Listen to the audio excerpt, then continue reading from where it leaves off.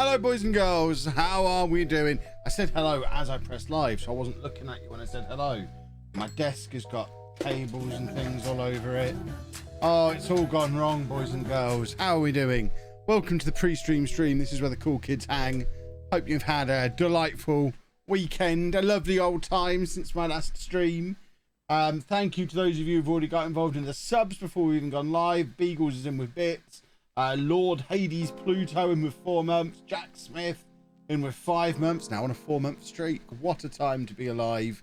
Hello, welcome. We'll get going on the stream itself in a minute or two, but we've got to do the traditional say hello. How are you doing? I am starting a little bit later than advertised because I was watching the Xbox Bethesda E3 thing, just really in the hope that they'd give me more information on Elder Scrolls 6.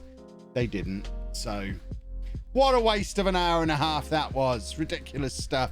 And also, if you don't follow me on Twitter, you might have missed the announcement earlier that I'm not doing the hot tub stream tonight.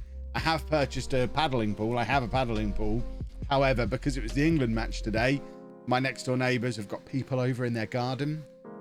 I don't really want to be sat one side of the fence in a paddling pool with cameras and stuff streaming while they're the other side of the fence, like 8 hours into a drinking session. I don't think that will be ideal. So we will do it. I just need to work out logistics of how and then pluck up the courage for the when, but we will do the paddling pool stream at some point. And as advertised, this stream we're going to be playing through the Smorgon save, and we're in I'll show you it. We'll jump into it. This is the save that we're going to be playing with. Look, I've got my new posh shirt that arrived yesterday. We're going to be playing through, or continuing to play through, our Smorgon save in Belarus. And this is the save we've been playing for the last 4 or 5 streams now. It's our first season in the top flight after a promotion last year, and we are in with a chance of qualifying for Europe. It's a 30-game season. We've got 10 games to go, and we are in European qualification spots at the moment. So we are in with a real chance of getting into Europe at the first time of asking. And the other thing, of course, we can have a little bit of a chat about is all the stuff that's gone on in the Euros. I haven't streamed since the Euros have started. I have watched almost every game so far. I didn't watch much of the Austria-Macedonia one that was just on because it was Austria and Macedonia. I mean, you got to give me a little bit of slack. I don't normally watch matches that don't involve the team I support. So the fact I've sat through as much football as I have is impressive for me. I'm basically turning into a football person. So we can chat about anything that's gone on so far. We've got the ongoing debate that I'm trying to keep going. I invited everyone the other night when we had our long debate about Harry Kane for England. I invited the Harry Kane fan club to come along to this stream today. Would love to hear from them tonight because he didn't turn up again, did he? Because it's a tournament and he doesn't. So we can get involved in that as well. But we will we'll get into some Smorgon first of all.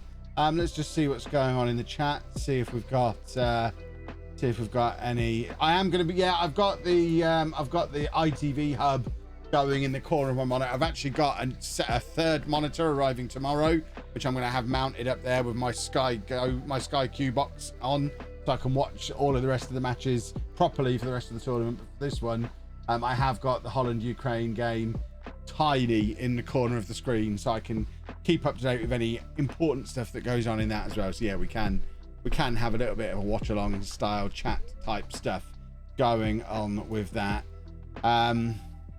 When is Anna next streaming? Probably tomorrow. I'm not sure. Maybe tomorrow.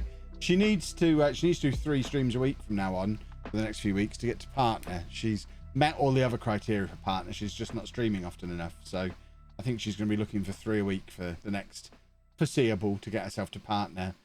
I found the Austria game is better than the England game.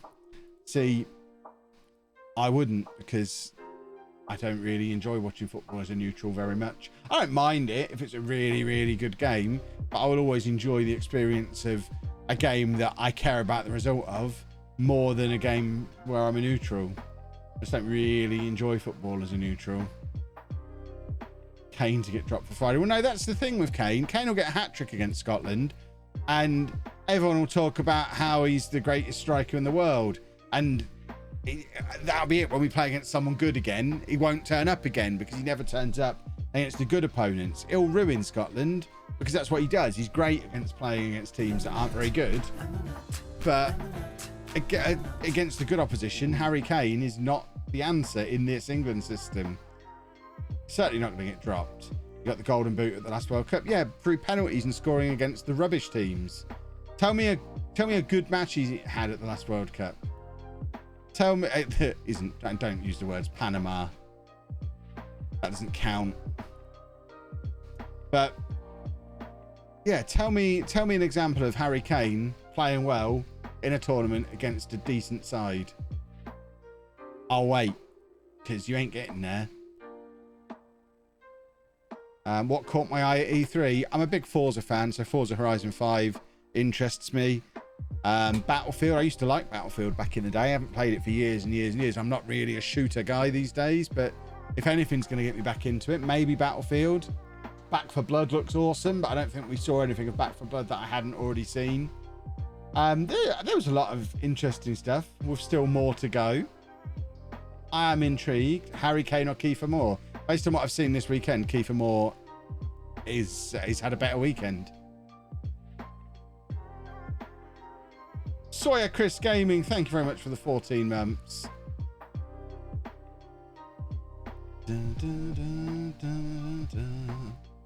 Rashford came on and did nothing at all. Oh yeah, I'm not for a minute suggesting that England have got a better option than Kane. I don't doubt that Harry Kane is England's best striker. Just the discussion was always people saying he's our one world-class player, which again he might be. That's a cracking goal. Shame it was against us. But he doesn't fit this England system. So either we need to change the system to fit Harry Kane, or we need to change Harry Kane to fit the system, or we need to play someone else up top that suits the system. Now, I think the system itself worked really well today. Sterling, Foden, Mount, Phillips, they all look really, really good. So I don't think you change the system. So then the question is, do you tell Kane to just play as a number 9, play as a centre forward, stay forward, stay central, be a striker, and stop coming deep and trying to be an attacking midfielder? Do you tell him that? Or do you go with Calvert-Lewin, who kind of does that a little bit more naturally and plays a style that might suit the system better? And I don't know, because I've not seen enough of either of them to be able to judge. But what I do know is, based on what I saw today, Harry Kane playing the way Harry Kane wants to play doesn't suit the system that the other 10 players want to play. And I think everywhere else in the team, Southgate is making tough decisions and picking the best players for the system, not necessarily the best players. The fact Sancho wasn't even in the 23, I think just about everybody else in the world put Sancho in the 23. I don't know why he wasn't in there, but Southgate's decided that his system doesn't need Sancho in it. His system doesn't need Jack Grealish in it. Fair enough. But he needs to apply that to Kane as well and get him playing differently, or get him out of the team.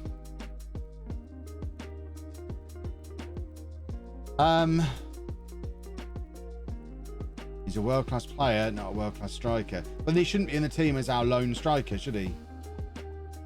If you want to play Harry Kane in attacking midfield and play a striker ahead of him, fill your boots.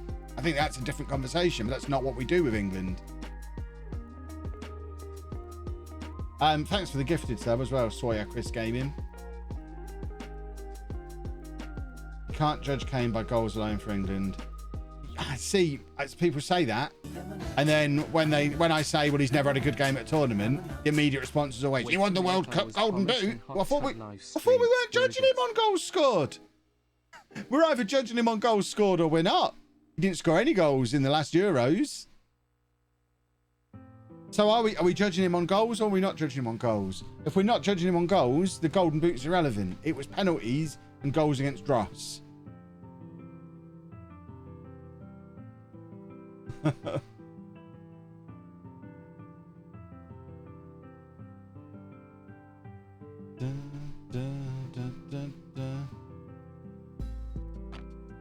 Oh blimey, there's a lot going on in the chat.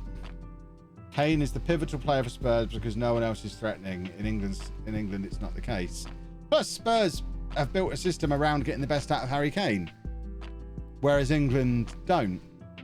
And I'm not saying that's the answer. I mean, the answer is either suit. If Harry Kane is your best player, build the system around him. Whereas if you think you can win without having to do that, then the discussion is, okay, based on performances for England, is Harry Kane the best striker? And chances are he probably still is, because judging by who else has been called up into the squad, it seems like we're not exactly flush with loads of real top level strikers. So I think he probably continues to play by default. But I don't know. I think if we win the Euros, which is a big if, I'm not getting carried away. I still think we're out at the round of 16.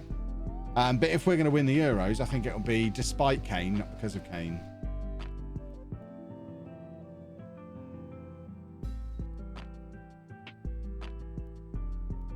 I'm liking Kev less and less, I can't lie. Then go and watch someone else, bus driver Dominic. It's not a big deal. I'm all right. If you're gonna want to go and watch someone else, fill your boots. You don't have to like me. You don't have to be here. Do you tweet when you go live? I do tweet when I go live. Absolutely. Did we hit a hype train? Thank you very much. For the hype train, boys and girls. If we got a hydrate instruction as well, let's hydrate as well. Cheers, boys and girls. I get your argument that he A, has the most goals in the last tournament, B, creates opportunities for other players. He's irreplaceable. See, I don't see that he's irreplaceable. I think it's more a case of we don't have anyone else as good as him. Here's the question then. 24 glorious. If this is the system we're playing, but we've got all of a sudden 5 strikers from previous generations have appeared. You've had the Streamer Showdown style legends added in. So everyone else is the same. The manager's the same. The system we're playing is the same. The everything else is the same. But you've also got Wayne Rooney in his prime, Michael Owen in his prime, Alan Shearer in his prime, Gary Lineker in his prime. Let's just say those 4. They're also all still around now in their prime. Is Harry Kane your starting striker?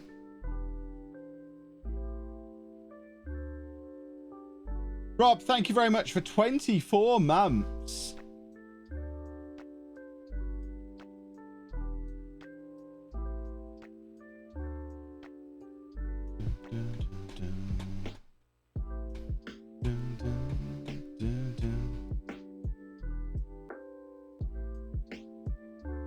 Owen would be great for England right now. He would. At prime, Wayne Rooney as well.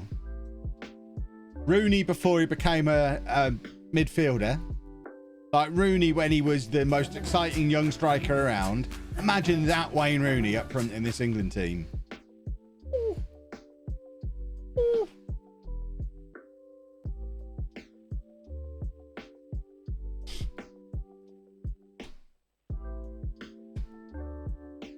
The thing with a player like Kane is that he's drawing so much attention from defenders, giving others more space.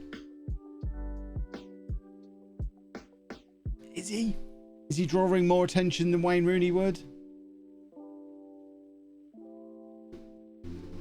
Rooney evolved into a similar player to what Kane is now. When he was 18 to 25, he was an immense and vocal point. See, that's the weird thing. He evolved into a less effective player.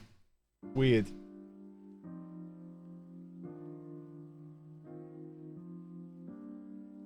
Prime Rooney was the same kind of striker as Kane. See, I think we've got different versions of what Prime Rooney is. For me, Prime Rooney is when he's a proper striker. Like late teens, early 20s Rooney. That was Rooney at his absolute best. Not that older one who played deep. I just don't like that kind of striker. This is what we talked about on Thursday. I'm a Peterborough fan. I'm used to us having the top scorer in the league, and your striker is there to be the focal point of the team, to score all the goals, looking like a constant goal threat that you just think every time the ball goes near him, they're going to score a goal. That's my kind of striker. And that's not Harry Kane. And because of that, he doesn't fit into the kind of football I'd like to see played. I don't get it.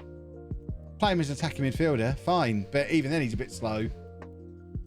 But I see that he's got his merits playing there. But then who of the who of the three that were there behind him do you drop to bring him into that?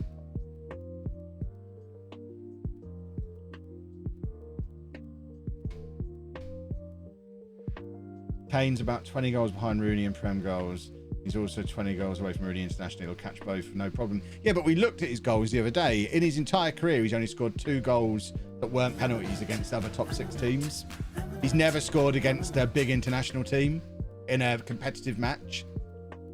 Harry Kane doesn't turn up, certainly in terms of goals, he doesn't turn up for big games. He scores all his goals against the lesser opponents, both at club and international level. We sat here running the numbers on stream on Thursday night. Eddie Effect, thank you very much for 13 months. I don't think it's Kane, but more Southgate's system, which doesn't use an out-and-out striker like Kane should be. Should Kane be an out-and-out striker? Or are we playing the way we are? Or does it look like we haven't got one because that's not what Kane is? Is Kane an out-and-out striker? I don't see him play for Spurs. My understanding, based on everyone yelling at me, is that Kane's not an out-and-out striker. Kane's all about bringing the other people in around him.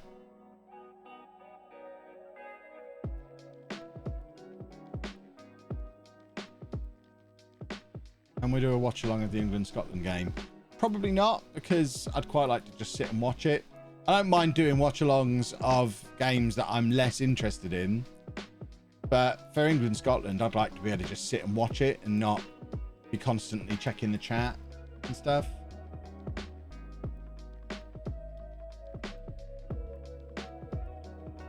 When I watch a Spurs game, Kane is usually the furthest forward. See, and then there's other people saying he was playing as an attacking midfielder towards the end of the season. He's a deep line forward. So there seems to be disagreement even amongst the people who are watching him regularly about what kind of striker he is. I wonder how many of you are actually watching him regularly. What I don't get is why play a system that doesn't get the best out of our best striker, which hits the nail absolutely on the head. That's the argument I'm making. But what people are hearing is me going, no, Harry Kane's rubbish. The argument I'm making is, I have to bow to your lot of superior knowledge. I don't watch the Premier League. If you're telling me Harry Kane is our best player by miles, and everyone is telling me that, if he's our one world-class player, if he's our very best player, then I have to believe you, even if I've never seen any evidence of it. In which case, why are we not playing a system that gets the best out of him? That's what I want to know.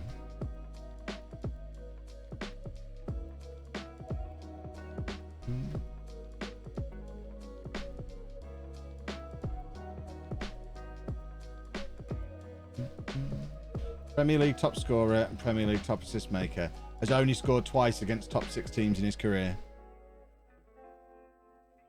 So we're agreeing, Harlonian. We're agreeing Harry Kane scores lots of goals against the bottom 14 teams in the Premier League. When he's playing against players who are not as good as he is, he absolutely ruins them. When he's playing against other world-class players, he doesn't score goals.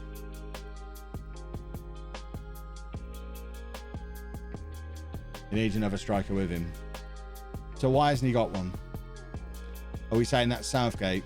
I mean, for a lot, Sterling was central for a lot of today. So is the theory that Sterling's playing up front with him?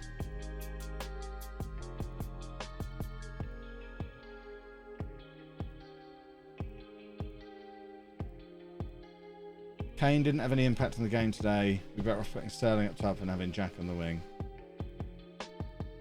I mean, it's not just today, is it? It's every international tournament he's ever played in.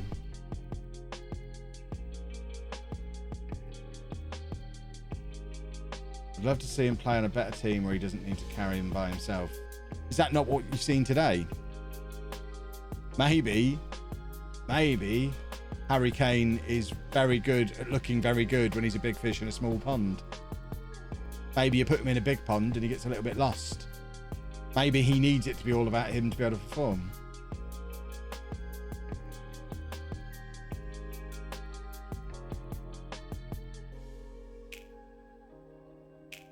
By the way, for once, it's not going to be the England keeper with the biggest howler of the tournament. That honour belongs to the Austria already. I think the bigger issue might be having Jack in place of Sterling. Now, again, this is where my lack of knowledge comes in. But I think in terms of Football Manager, Jack Grealish isn't as quick as Raheem Sterling, is he? So if you've got Harry Kane, who's not very quick, Foden and Mount, who aren't really, I don't know, are they? Are they quick? They didn't. Foden had a decent turn of pace today, I think, occasionally. But the only one who got in behind with pace was Sterling. So you have to have Sterling. If anything, you bring Grealish in for Kane.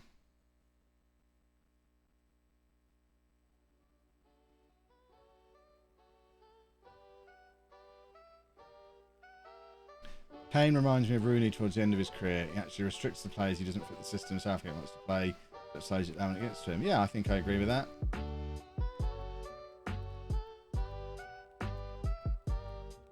Sterling was sloppy in the final third, lacked the quality.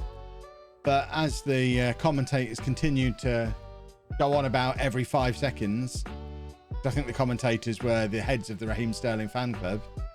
What is it, 13 goals in 17 internationals or something? He's where the goals come from, apparently, Sterling. If you're not going to have Sterling doing that, it's got to be someone like Rashford, hasn't it? And is Rashford better at it than Sterling? He certainly didn't look it when he came on.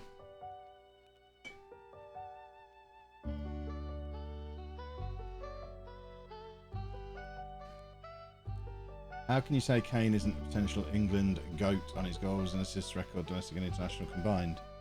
Because they're just numbers, aren't they? I've already thrown other numbers back at you, which a lot of people are conveniently ignoring. If we want to talk numbers, then the numbers are only 2 goals against top 6 teams in his career, never scored against a big international side in a competitive game. There's some pretty important numbers. So one could argue, in the entirety of Harry Kane's career, 2 goals in big games. That's it. They're not true. Find the statistics. We had them on screen on Thursday night. And when I say, I'm talking big 6, not clubs who were in the top 6 of the Premier League at the time. I'm talking about your Super League breakaway 6. So against the other 5 of them, he's only scored twice from open play in his career. All the other goals were penalties. And internationally, he's never scored against a big side outside of a friendly.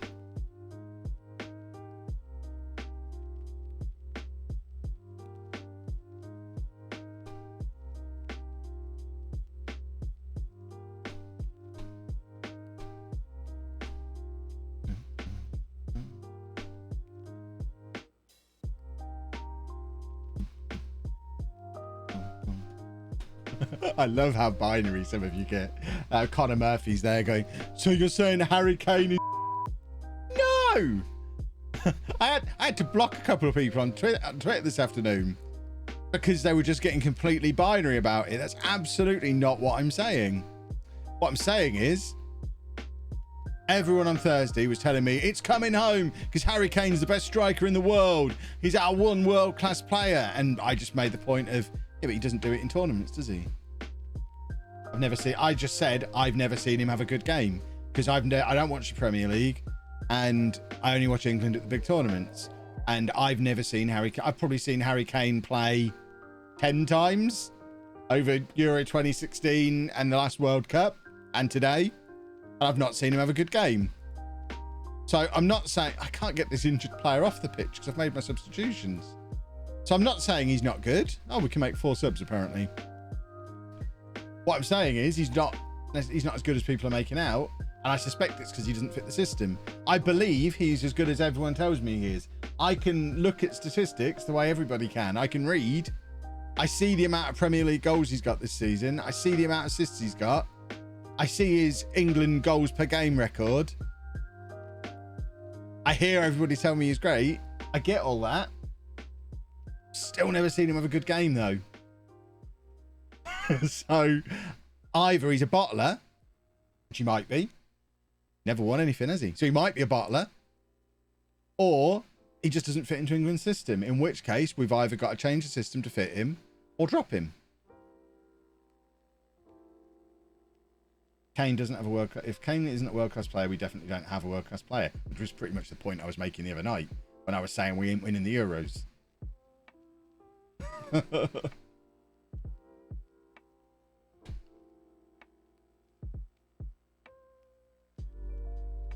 If there's hardly any world class players in this tournament, that label is way overused. Yeah, the issue with Kane, they adapted his game to Mourinho's system, but that role won't work with Southgate's system.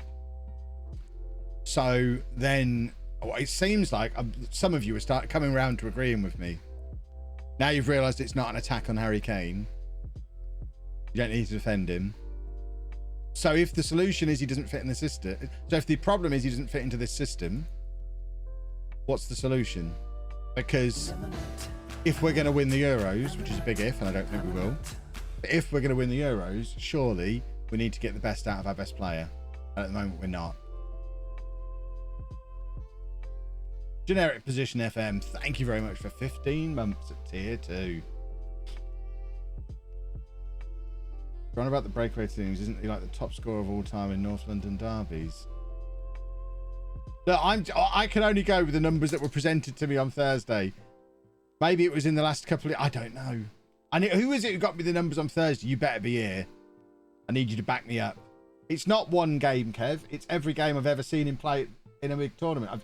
My point is, I've seen Harry Kane play every minute he played at Euro 2016, every minute he played in the last World Cup, and every minute he played today. And I've never seen Harry Kane play well. They're the only times I've ever seen him play. And I've not seen him have a good game. So, my question is, what, pray tell, may the solution be?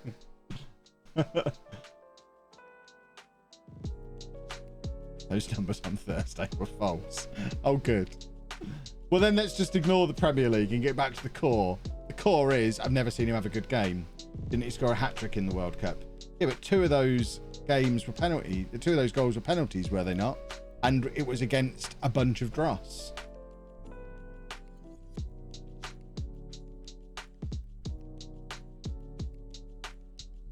Your argument's falling away. My argument's not falling away, because they were just things to back up my argument. My argument is, and always has been, I've never seen him have a good game.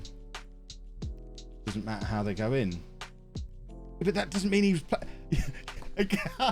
some of you are so frustrating. It's like banging your head against the wall. I agree, it doesn't matter how they go in if you're counting numbers. We're not counting numbers. I said I've not seen him play well. The counter was, well, he scored a hat-trick. Well, just scoring a hat-trick doesn't mean you played well. Oh, God. I don't know how to explain it. It's like when you're at the football and you always get these people who, if your team wins, we played well. If the team loses, we played terribly. And they don't actually watch the game and decide for themselves if we played well or we played terribly. If we win, we must have played well.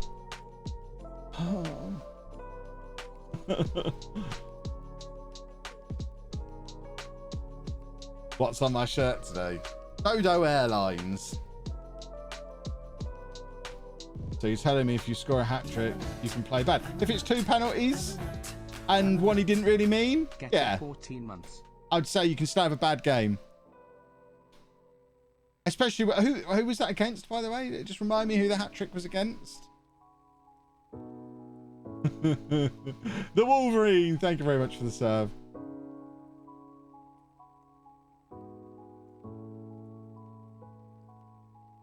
What Kane really needs is the Sun-type player in the attack as well, which Sterling can be. So if Kane builds a partnership with Sterling, he'll start scoring.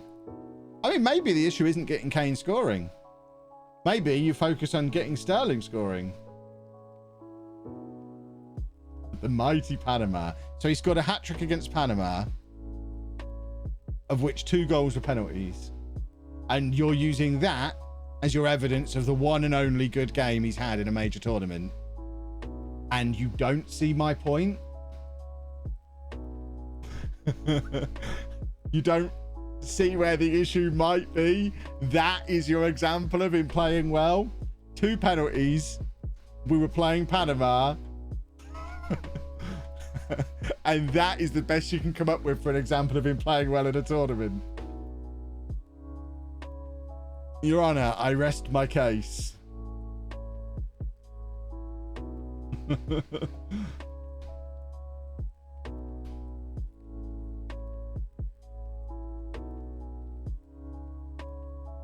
If you're judging him on his record in Euro 16, World Cup 18 and Euro 21 against big teams, the slight issue is that he hasn't played against any. That's true.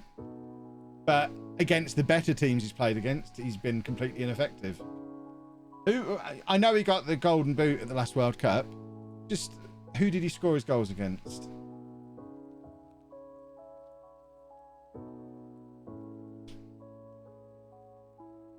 Alan Shearer didn't score for 2 years prior to Euro 96 and exploded into life. I promise I would love for Harry Kane to look like what everyone tells me he should be. I'd love him to go and get a hat-trick every game for the rest of the tournament for us to win the whole thing. Would love it.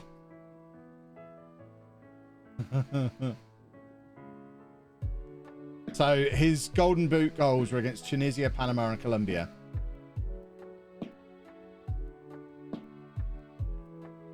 We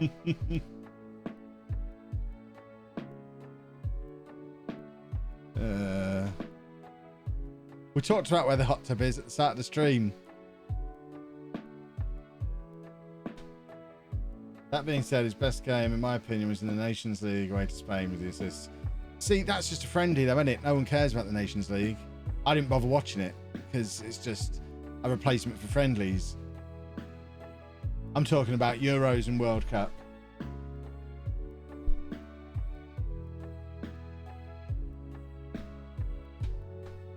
Not gonna lie, Kev, I think you've hit Kane's performances spot on. Thank you very much.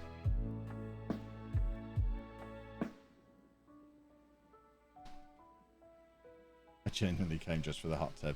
You ain't getting a hot tub tonight, I'm afraid. Tunisia are one of the best African teams. So if he scores a hat-trick against Posh, who are one of the best League One teams, that makes him a world-class striker, does it?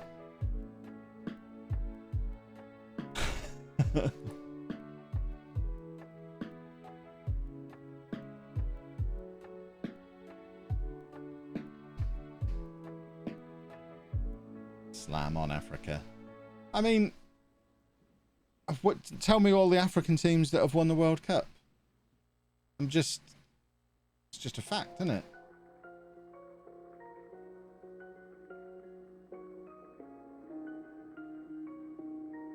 Just like if he scores a hat-trick against Scotland, it doesn't really prove anything. It just means he can score a hat-trick against Scotland. We already knew he could do that. The question is he... The key thing is, now we're probably going to win the group because we've beaten Croatia. That means we play in the round of 16, France, Germany or Spain. Are they the three? It's going to be one of them. So we've got 2 games to figure out how to get him to turn up for that. That is the new Posh shirt behind me on the wall, yes. Portugal, yeah. France, Germany or Portugal. Yeah, so how are we gonna... We've got 2 games to fix it.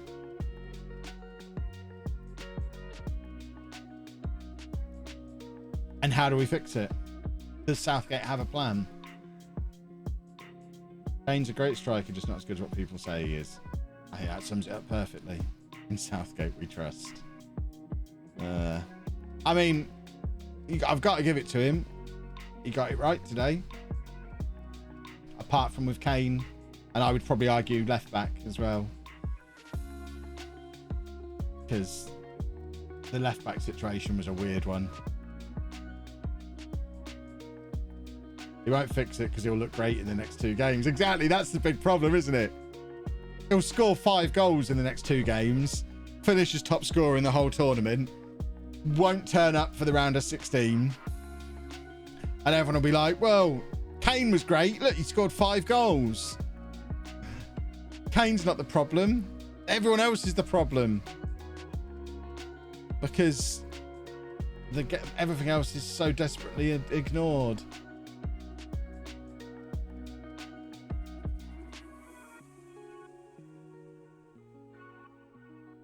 Kane didn't do well because there was little distribution to him. If he has the distribution, he'll prove me wrong. He won't prove me wrong. If he has the distribution...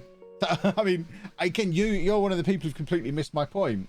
If we change the way we play to suit Harry Kane and then he starts playing well, that proves me right. That doesn't prove me wrong. Because I'm sitting here screaming, play a system that suits Harry Kane if he's our best player. So if we change the system to suit him and then he starts playing well, you've got to see that that proves me right.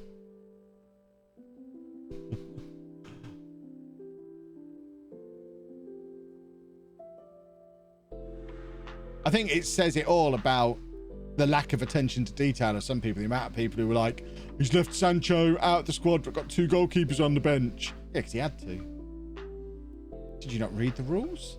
I knew he had to have 2 goalkeepers on the bench. What has just happened here, by the way? I know we're just having a nice little argument about football, but you want to watch the goal that we've just scored. This is ridiculous.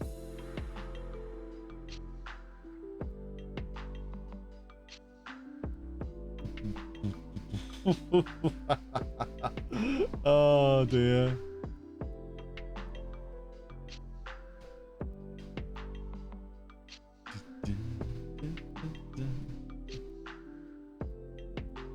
Let's just be grateful you're not a real manager. What? Because I can see that there's a problem in the team that no one else can see because they've papered over the cracks with a narrow victory.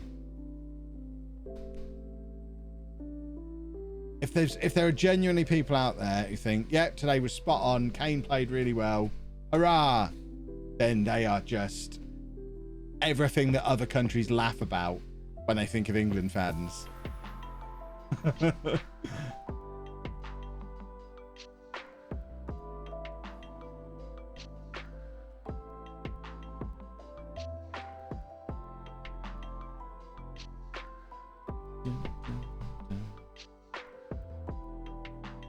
So Kev could get the best out of Kane. I mean, I couldn't. Thankfully, I don't have to.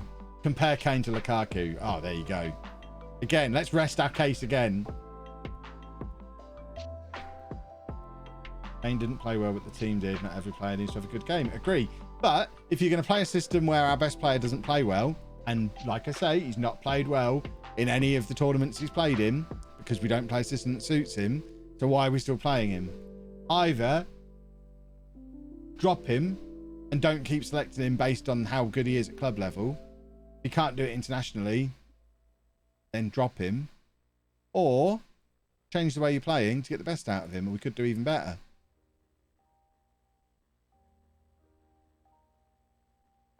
Drop the captain. Yeah, why not? Pick someone else to be captain. None of the strikers can do anything better than him, though. Rashford was pointless up top. All pace, but no presence. Well, then maybe we don't play a striker in this system.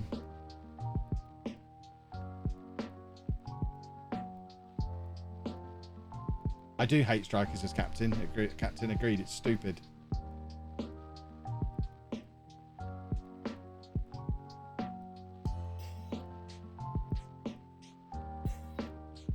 Alcide was bad at Euro 16. To say he was bad in the World Cup because he didn't score versus Croatia while getting the golden boot is just ludicrous. No, it's not.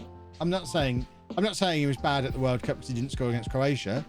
I'm saying he didn't have a good game at the World Cup. He scored, was it 3 penalties? Were 3 of his goals penalties? They all came up against Dross. He never actually played well. Just getting the golden boot doesn't mean you're the best player there. That's not what it is. Just like England were flattered by an easy run to the semi-finals, Kane benefited from that easy run as well by being able to play against lots of teams that he could score his penalties and his easy peasy tap-ins against.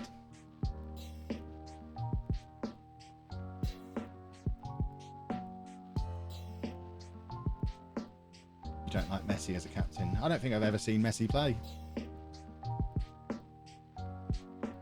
Not in the last 10 or 15 years, certainly. I would say it's very unlikely I've ever seen Messi play as a captain.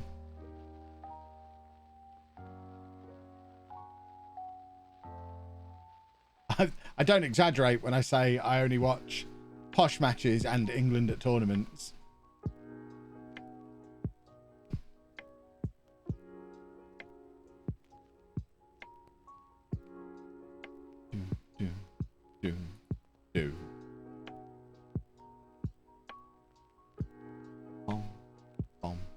The important thing is I had Lukaku as captain in my fantasy football team. So Kev is the greatest. Hooray! We're having a nice little run in the cup all of a sudden. I think that's it for the cup this season now. I think we're now back for the quarterfinals next season. So now it's just league games.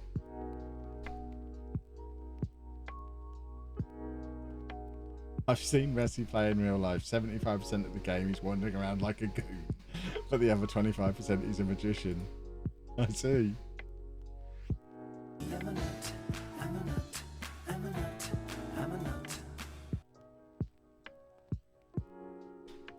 Was one of the goals in World Cup 2018 not that lucky goal against Panama? Yep.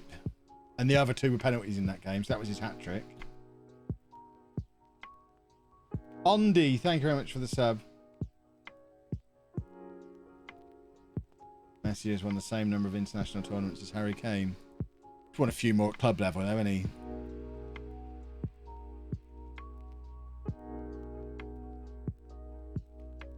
Is Christy Pym good for Posh? Yeah. He's a very good League One goalkeeper. Probably one of the best goalkeepers in League One. It'll be interesting to see if he makes a step up to the Championship. Did anyone else play good at the World Cup 2018 for England? I don't really remember now. I remember everyone loving Harry Maguire. That's Harry Maguire got his move to Man United based on that World Cup, didn't he? I remember Kyle Walker looking very good at various points in that World Cup.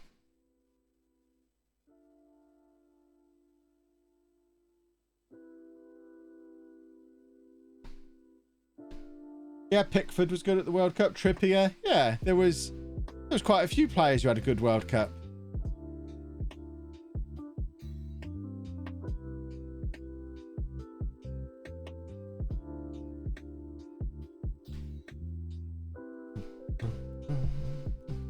Walker was awful today. I'll agree with that. Walker, I thought was outstanding in the World Cup. I thought Walker was brilliant.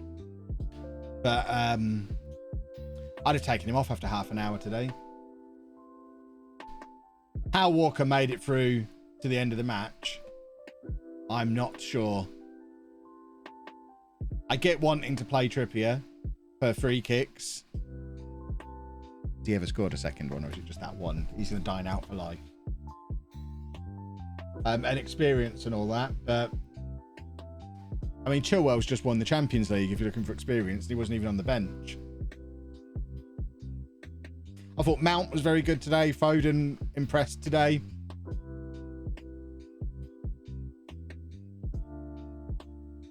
I thought Declan Rice had a very, very good game today. I know they were raving about Mings after the match. I think Mings really benefited from having Rice in front of him.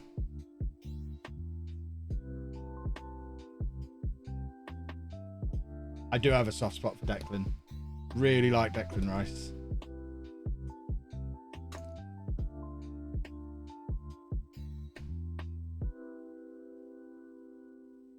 Yeah, Phillips was very good. It's interesting, two of the players they really focused on in the post-match stuff are two players who you could argue before the match were probably the ones who were in as replacements and whose spots were most under threat when Maguire and Henderson are fit. I think probably before kickoff today, you assume that by the third game, Maguire and Henderson are in that team ahead of Mings and Phillips, whereas now, when you don't drop Phillips after that, certainly, do you?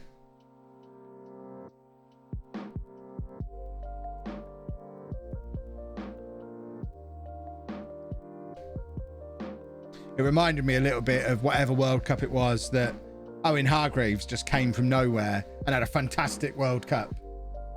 And all of a sudden it was like, hang about, what's this? Who's this guy?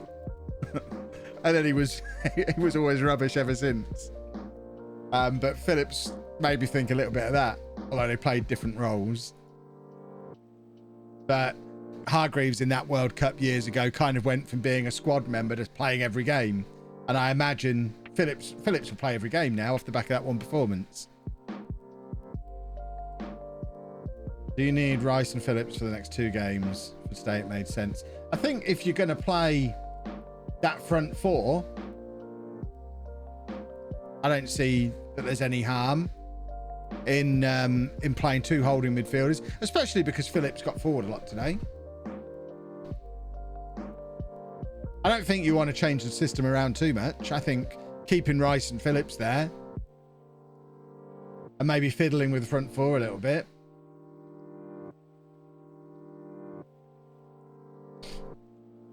Because you're not telling me you want to drop Declan Rice for the Scotland game and no one's dropping Phillips. Who was my man of the match today?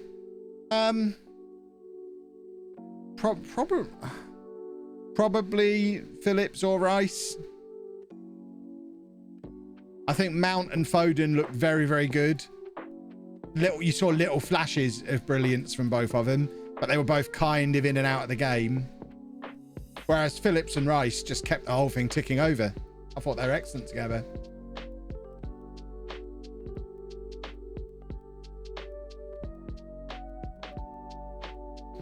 Right, do we want a left back? Do we need a left back?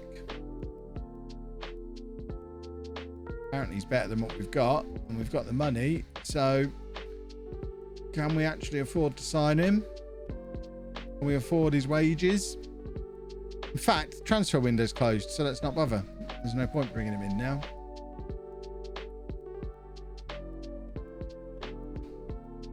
Phillips was best player on the pitch. We'd pick him over Henderson, as I don't think Henderson can get fit enough. Yeah.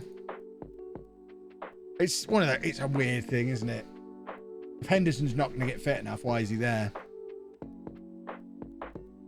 After today, I'd move Trippier to set right back as Walker was not the best, and I'm sure I'd Chilwell at left back. Yeah, I think I agree with that.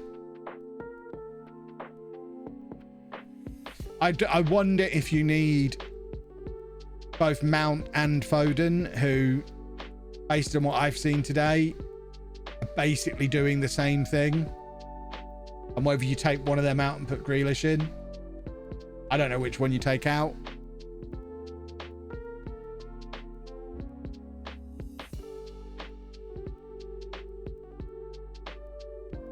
Yeah, I think I bring Chilwell in because he's my boy. Grealish comes in for Sterling. Well, then the system doesn't work anymore.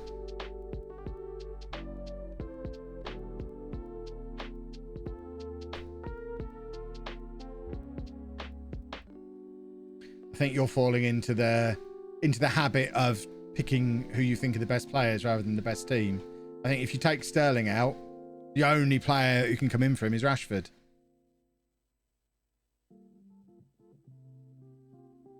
And we saw today that Rashford doesn't do the job as well as Sterling did, at least in what we saw. I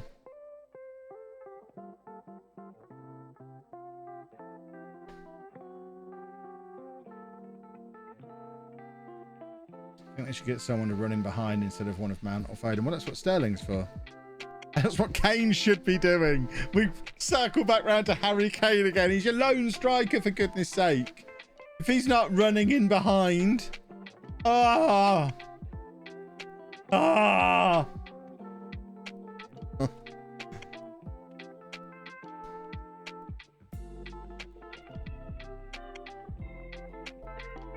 Would I play Ben White? No. The fitness thing reminds me of the Rooney Owen thing from a few tournaments ago. It really shouldn't have been risked. I mean, I get it in a 26-man squad. I think you get away with it with a 26-man squad. Although having Henderson on the bench ahead of Sancho when he's not fit was a little bit... Ugh. Unless Sancho's picked up a knock. I don't know if anything's come out since to explain why Sancho wasn't on the bench. I get not having Chilwell on the bench. If you're playing Trippier at left back, you don't need 2 left backs sat on the bench. Especially when Saka can play there at a real push. If you just start losing left backs, you play Saka there. Or Mings was a left back early in his career. But having an unfit Henderson on the bench ahead of Sancho seemed really odd.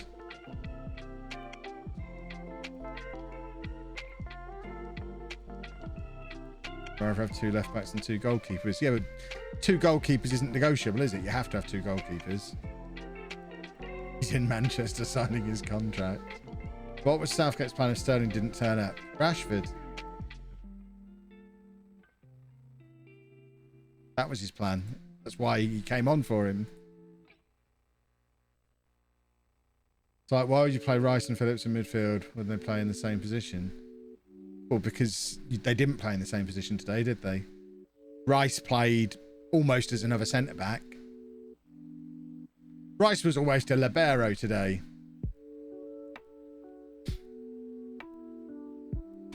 And Phillips was more of a box-to-box midfielder.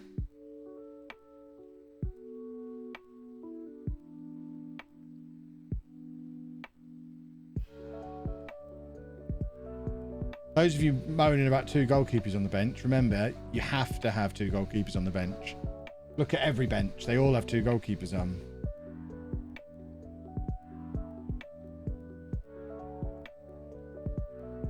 Sancho seems to be a good backup for Sterling, to be honest. Pace to get him behind and scores a decent amount for Dortmund. Yeah, he's not even on the bench today. Don't like Declan Rice because I don't like West Ham. Well, that's dumb, isn't it? For international football. I don't like Spurs, but I love Harry Kane. Oh, God. Are there any more Spurs players in the squad? Now it all comes out. What happens if Sterling and Rashford don't turn up? What's his plan C? Does he have one? I guess Calvert-Lewin. Go 2 up top, maybe. I don't know. Grealish.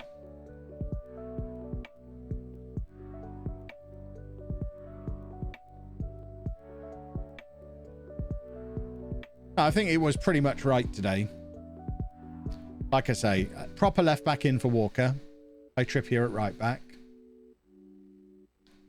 And I don't think you need Foden and Mount. But I don't know which one you drop because they're both impressed. I just want to get Grealish in somewhere. And the only way you get Grealish into that team is in place of Foden or Mount.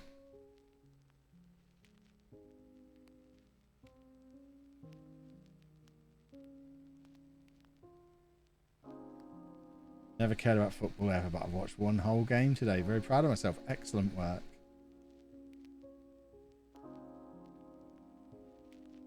To me, Sancho's a starter. Foden plays in a midfield trio with Phillips and Rice. Then you're changing the entire system.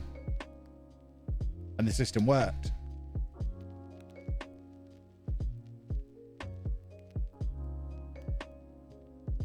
I still think, based on what I've seen, Grealish is our best player.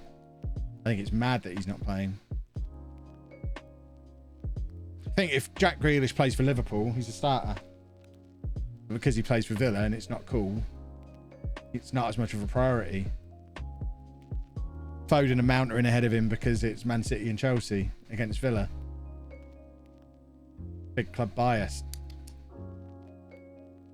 The issue of dropping Mount is Mount was dropping back a lot with England. Playing more of a 4-3-3 than 4-2-3-1. We wouldn't want Grealish so deep. Grealish plays well from the middle. Foden's better than Grealish. He didn't look it today. He looked good. Why did Phillips start then? Because Henderson's not fit.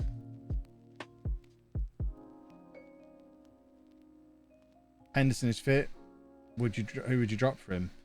At the moment, he doesn't play. I think the plan all along is once Henderson's fit, Phillips is dropped. But after today, you don't drop Phillips. So Henderson has to wait now. He's lost his spot.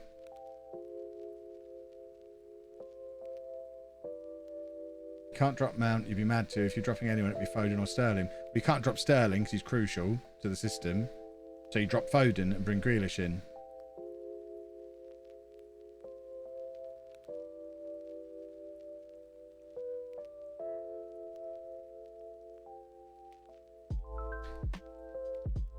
Which is a shame. It's unfortunate for Henderson because he would have been in my starting 11 before the tournament. But Phillips has taken his spot today.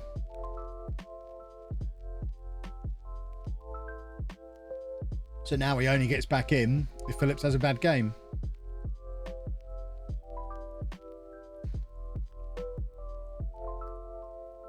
Heard a lot about this Grealish fella. How's he different to the other sweaty men with feet? He's very handsome and has better hair.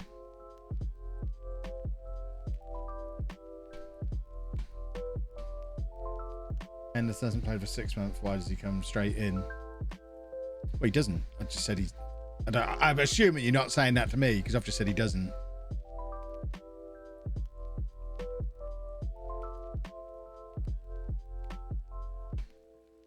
Sterling's best season for City a couple of years ago was when he played up front. So a front four of Sterling, Rashford, Foden and Grealish, with them all taking a turn up top. But then you drop in Kane. And then everyone gets upset. I'm not against doing that. Isn't that basically what Man City have been doing this season? And Sterling and Foden theoretically are used to doing it. I don't know that you have Rashford in that four if you're going to do that. You probably stick Mount in that four as well. Sterling, Mount, Foden, Grealish. But then I think, as much as I've been saying we don't get the best out of Kane, I think you'd be insane to drop Kane.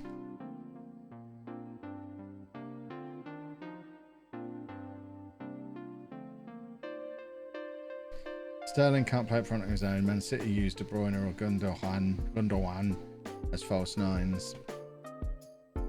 That's basically what Kane's doing, isn't it?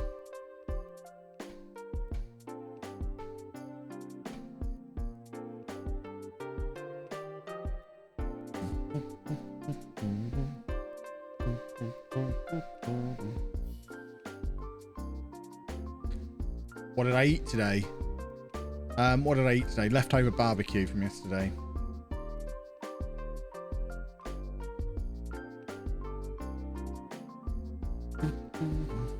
Oh, I'm not saying Henderson shouldn't be in the squad. Henderson's a Premier League and Champions League winning captain. If the world is a logical place, he's England captain. Because he's the only proven winning captain we've got. So he's definitely in the squad, but at the moment he doesn't get in the team.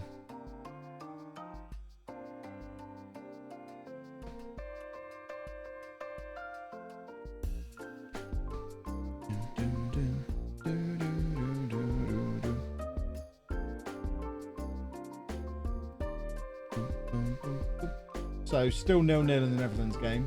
I've not watched any of it. Is it any good? Did I miss the bathtub stream? No, we're not doing it today for reasons. It will happen at some point. It's not happening today. You just have to keep watching the streams regularly, and then you'll catch me in a paddling pool at some point.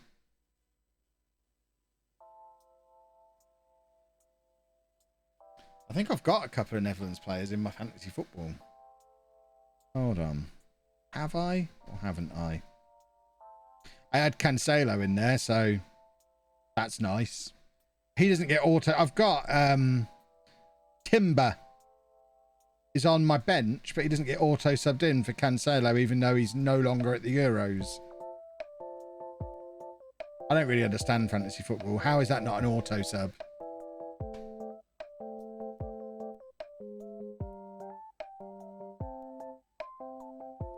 How's the heat in the office? Pretty hot. Are you supposed to stream in the garden? Laptop, webcam. It's not hard. But that's what we were talking about on Thursday. It won't be a long stream. I'm not going to sit and do a full 3 hours in the garden. It'll be more of a, at the end of the stream, I'll go and dunk in a paddling pool for a few minutes.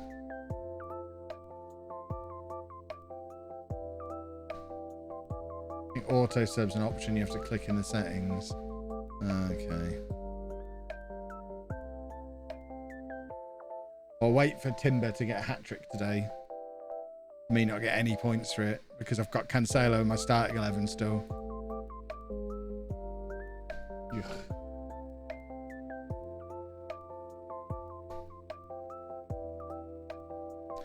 I would like it on record as well that after all of my Harry Kane stuff, I am planning on transferring him in for matchday 2 for Mbappe. I've got Mbappe in there at the moment. I think Kane probably does score a bunch of goals against Scotland. So he's coming in for match day 2 to be up front with Lukaku and Ronaldo.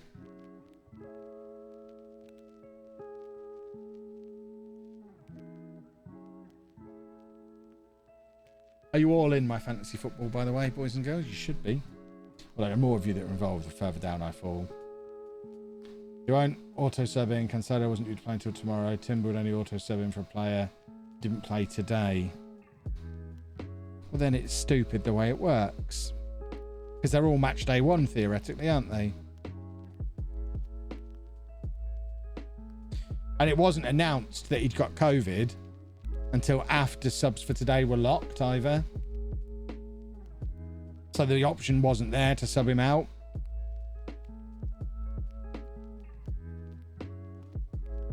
And now I've got no subs to bring in tomorrow because all of my subs will have played by tomorrow. Much sadness.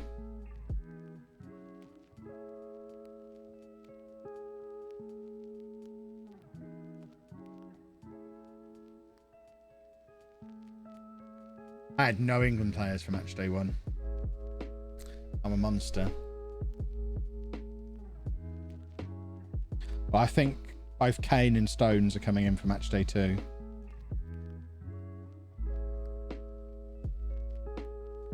And I've got to keep captain Lukaku. Who do Belgium play match day 2? Denmark. Yeah, definitely keep captain on Lukaku. Well, there is an argument for the Scotland game to captain Kane. I can just see him getting a hat-trick. Just to mess with me. Just to... Because none of the people who were arguing with me on Thursday are in tonight because he didn't play well. Guarantee, if he scores a bunch of goals against Scotland, they'll all be back. Told you he was good.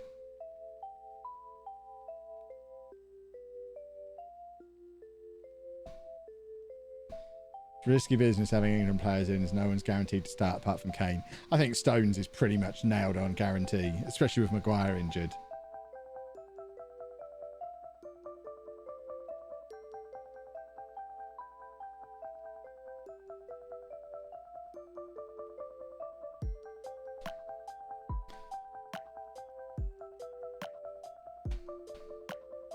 The Dutch have just missed a sitter, have they? I'm hoping my feed's slightly behind then, so I'm about to see it. 39 minutes, 14 seconds for me. That'll be the sitter then. Wow. Got on ITV Hub being about 2 minutes behind as usual.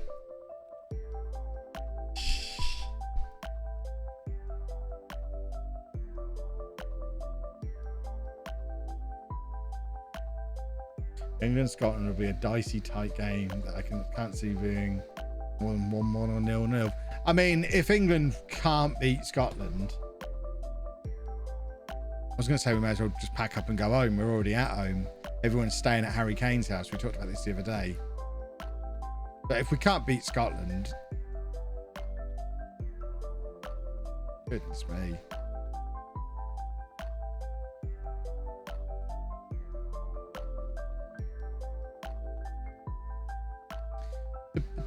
If Maguire isn't fit until the knockouts, could see him starting with it being first game. Who are we talking about?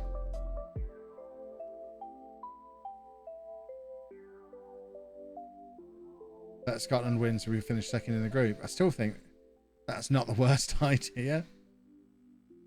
Winning today was a ridiculous idea. We wanted second in the group. Croatia have played a blinder.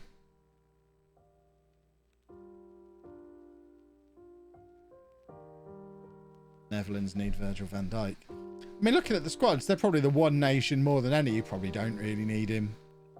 They've got plenty of defenders. Obviously, he'd be in the team if he was fit. I think the Netherlands have got plenty of defensive cover.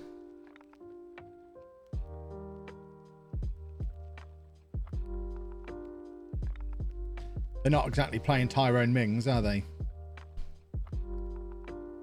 Oh, it's so hot in here.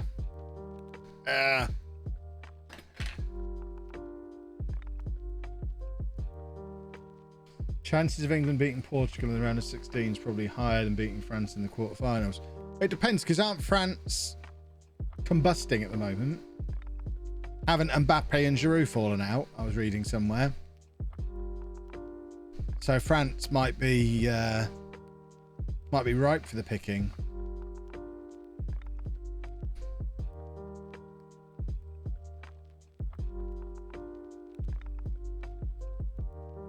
But yeah, come on. You can definitely hear it. I'm not putting it on.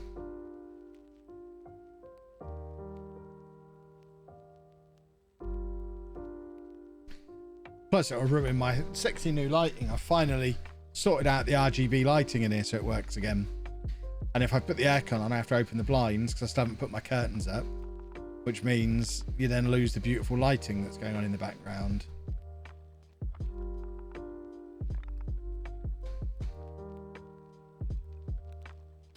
Giroud came off the bench, scored a few goals, then complained his teammates weren't creating enough good chances. Brilliant. Do you consider using FM Scout cheating? Using them for what?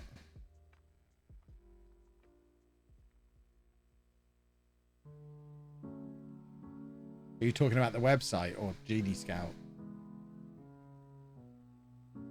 If you're talking about using Genie Scout for scouting players, then yeah, of course that's cheating. But then I consider not putting attribute masking on cheating.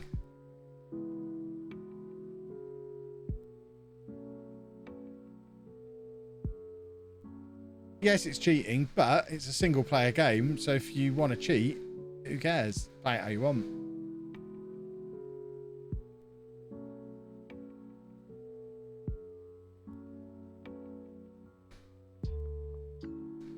What are they all getting so excited about? Oh, they've got a corner. If I was on hundreds of thousands a week in my teens or 20s, I'd be an arrogant wang too, I imagine. Oh, we're talking about Mbappe.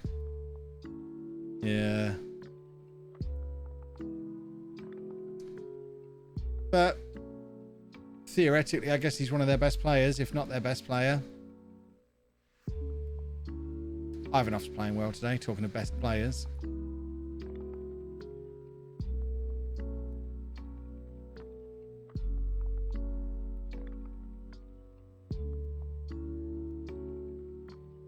You know it's a poor game when someone's getting excited about a corner. Oh, look who's here. Here she is. Oh, no, Dave. No, no, no. Yeah, well, he can't run around if he is. Because he'll smash all my lovely new lights that I've just been talking about. Look at the shadow on you now, because Dave's moved everything. That's what the cans, Kevin. I've been drinking. And it's been delicious. Hello, Anna. Hope you enjoyed your commentary and analysis this afternoon. I was playing Mass Effect. And I was just giving you... Yeah. About 5 tweets in, I told her what I was doing.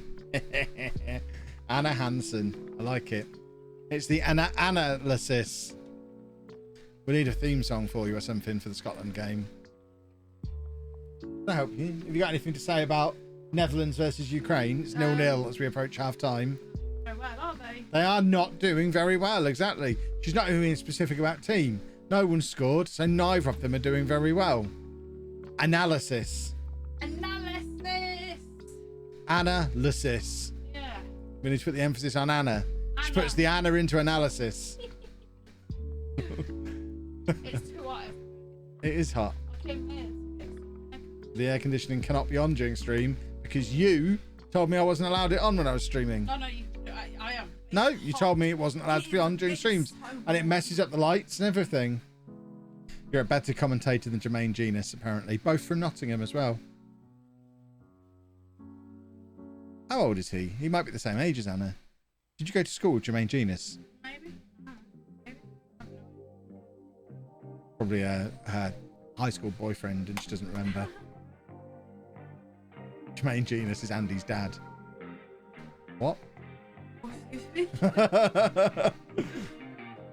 He's 38. So Jermaine Genus is my age. Did you have a 38-year-old boyfriend when you were at school? I guess his age would have been scaled down. Why? Can you grassfed you? Because I need to do it properly. I need to take my time over it.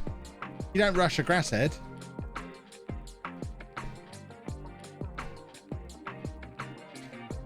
Watching you as well? Yeah, I've got the football on. I don't know. What country are they in? Are they playing in the Netherlands? Or are they... They're not into Wembley. No, it's been played across a gazillion host cities. Dave, get off my wire. In the age of COVID, they want to spread everybody. Well, no, the argument is it's actually better for COVID because most teams aren't, or a lot of teams aren't having to travel around. Like England are playing all of their group games at Wembley. So the English team... Yes, but England don't have to leave England. All of England's group games... Listen to me. All of the games in England's group are being played in either England or Scotland. So those 4 teams don't need to get on a plane. They're going to be in England and Scotland. It's too hot. Yes, it is. This game's in Amsterdam, is it? Okay. Where the hamsters come from. Right, there we go. Dave, you can't sit on my new light.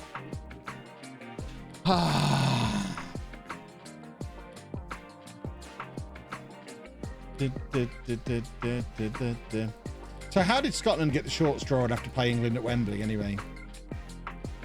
Why is it not being played in Scotland? You know I can't hear a word you're saying from there.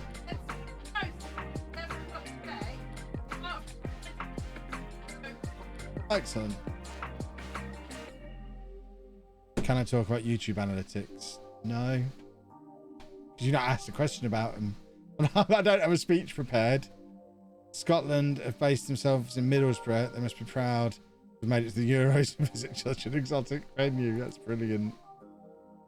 Wales played in Azerbaijan. I guess that's where their group is between there and Italy, I guess. I don't know. How far do you think England will reach? Round of 16. There's a bias towards England being a big nation. That's all right then. As long as there's bias involved, I'd hate to think it was just random. As long as there's bias towards England, I'm comfortable with it. There should always be bias towards England. 7 games to go. We're 6 points off the top of the league. We're about to play the team top of the league. We've already knocked them out of the cup this season. A win here and we're in a title race.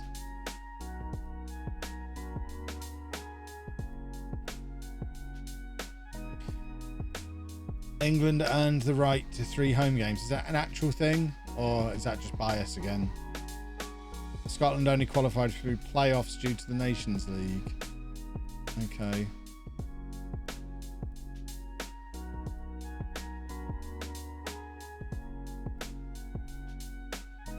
I don't want to talk about vlog channel analytics. That's boring.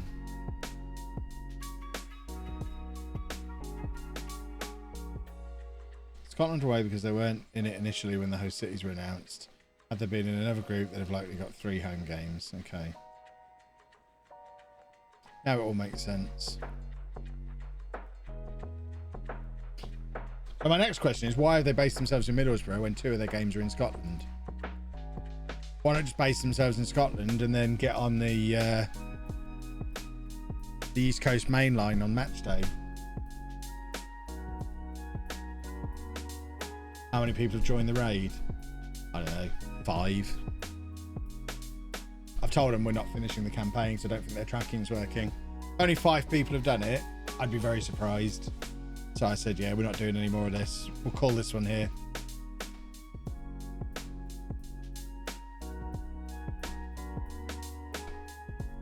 They've moved south for warmer weather. Oh dear. Better facilities. Middlesbrough training ground as a hotel on site. But there's no grass next to a hotel anywhere in the whole of Scotland. Croatia booked their training centre before Scotland had qualified. Is that serious? Croatia are based in Scotland.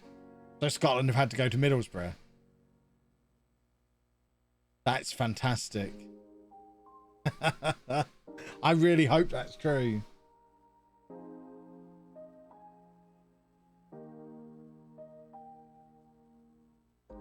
We're not going to win the league, by the way. We're 2-0 down already.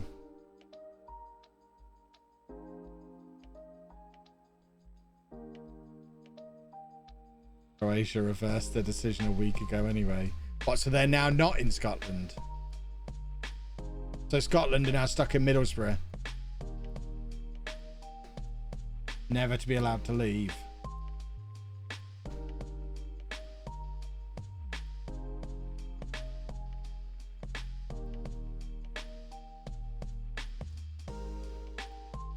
What's the, I mean, never been there. It might be the finest city on earth. What's the attraction of Middlesbrough? Because didn't England play the 2 friendlies in Middlesbrough as well? What's with Middlesbrough? It's not a particularly spectacular ground. Do they have the greatest facilities in the championship? The road leading out. Decided to go to Middlesbrough as they prepared it for Scotland. What, so England played their friendlies in Middlesbrough because it was all ready for Scotland to arrive. So where did... I don't understand. Southgate used to manage them. That's no reason for Scotland to have their base there. Why have Scotland gone to Middlesbrough?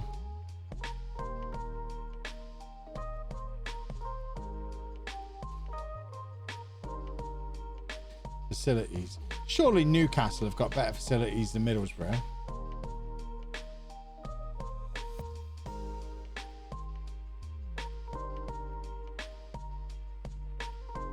England are based in Staffordshire. No, England are based at Harry Kane's house.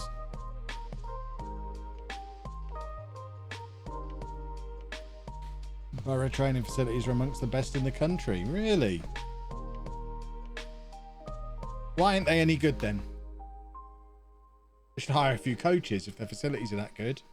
Get a couple of half decent players and some proper coaches.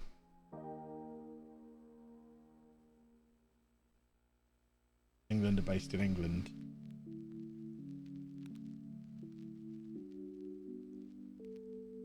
So where is St George's Park? Why isn't it in London? Everything should be in London.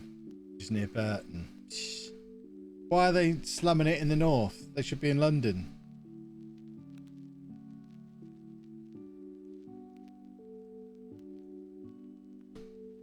Croatia and Czech Republic booked the 2 training facilities in Scotland. And I guess Scotland picked somewhere up north. There's no attraction for players to come to Borough, other than their amazing training facilities, apparently. Janino and Ravanelli went there. There must be some attraction. I realised that was 30 years ago, probably 25 years ago.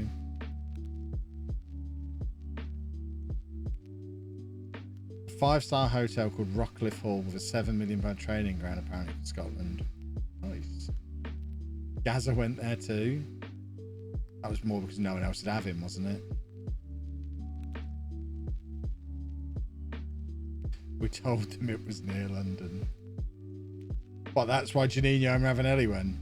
This was before the internet, so they couldn't look it up to check. So something for the English facilities of Croatia and the Czechs would rather camp in Scotland. But I guess it's also to do with the fact that are they not playing 2 of their 3 games in Scotland? It's only the England games that are at Wembley, isn't it? I don't think Croatia versus Czech Republic's at Wembley.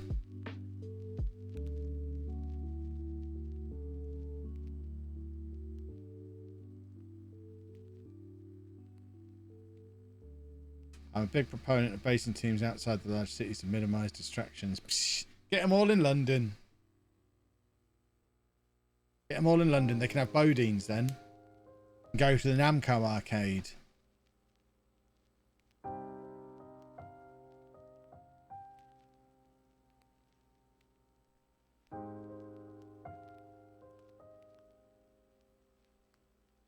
Well, this does make it more difficult for us to qualify for Europe, the fact we're getting an absolute spanking today. So this season, we've lost to this lot in the cup final, but then knocked them out in the first round of the following cup, which of course all takes place this season. But now they're getting their revenge by absolutely smashing us at our place in the league. Every team should be based at the same hotel to make breakfast time interesting. Are they even allowed to have proper hotel breakfasts? Don't you have to have room service at the moment? Or do they make exception for the football? Oh, maybe. Just maybe. Big cities equals temptation to lose focus and get distracted. Well, anyone who's too thick to maintain focus for a major tournament should be sent home anyway. Kevin Keegan convinced Rob Lee to sign for Newcastle in the 90s by saying Newcastle was closer to London than Middlesbrough. Apparently maps weren't a thing then. I would argue that Newcastle, it's quicker to get to London from Newcastle than Middlesbrough. If you jump on a train. Because you can go directly into King's Cross from Newcastle, whereas Middlesbrough, I imagine you have to go into Newcastle. Or, I don't know, where else would you go? What's the quickest way to get the train from Middlesbrough to London?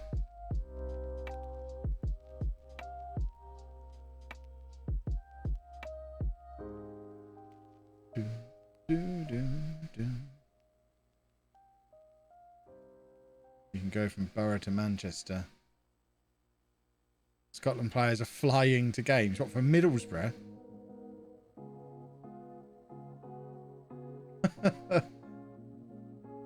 Is there an airport in Middlesbrough? Where's the nearest airport to Middlesbrough? Teesside International Airport. Is that an actual thing? Where's Dave? He's down there somewhere behind me on the floor. If we score another goal here, we might actually be able to salvage a draw from this.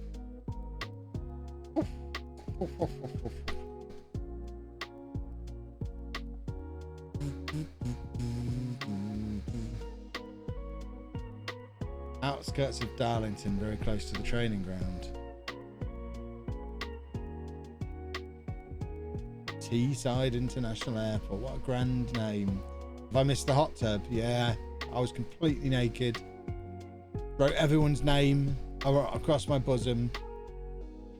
And then dried off and came in for some Football Manager. It was stunning though.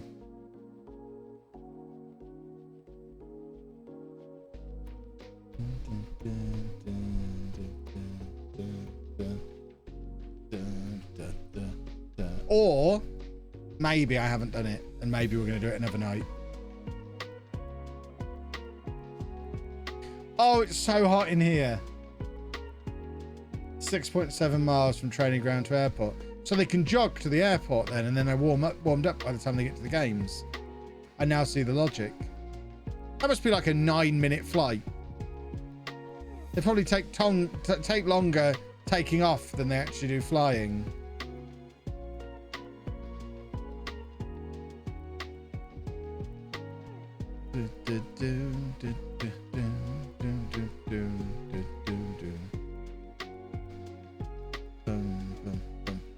Right, 6 games to go. Do the top 4 definitely qualify?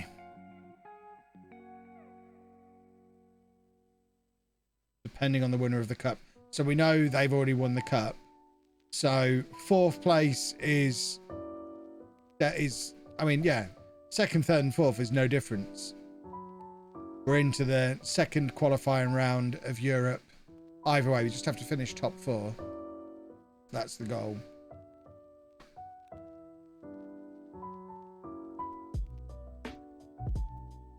Put the AC on. It's such a minuscule difference in sound compared to the heat. I might have to in a minute. It's getting hot in here. Oh. Oh. Oh. Okay, I'm going to put the aircon on. It is going to be annoying though. Let's see how many people leave. Make a note of how many people are in here now compared to in 10 minutes. Oh, I'm stuck to my chair.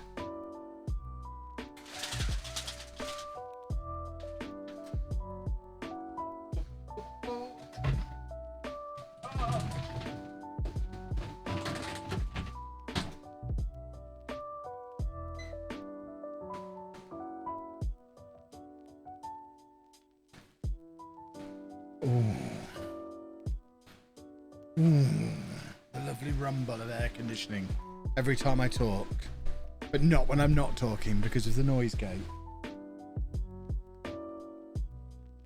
Yeah, it's 28 degrees in here as I turn that on. 28 degrees. You'll only be able to hear it when I'm talking, and it will sound like rustling of paper when I'm talking. That's the air conditioning. I'm going to turn this fan off now. It's not disastrous. It's just it would be too loud for me to do for video. But it was getting to the point where it was either put the air conditioning on or stop the stream. Because 28 degrees. I've got sweat patches on my shirt. Oh, those footballers think they had it tough today in that kind of heat. I've had to sit in a chair during that temperature.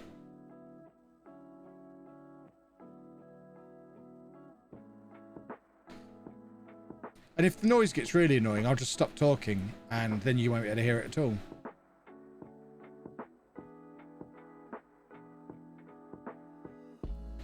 There you go, see?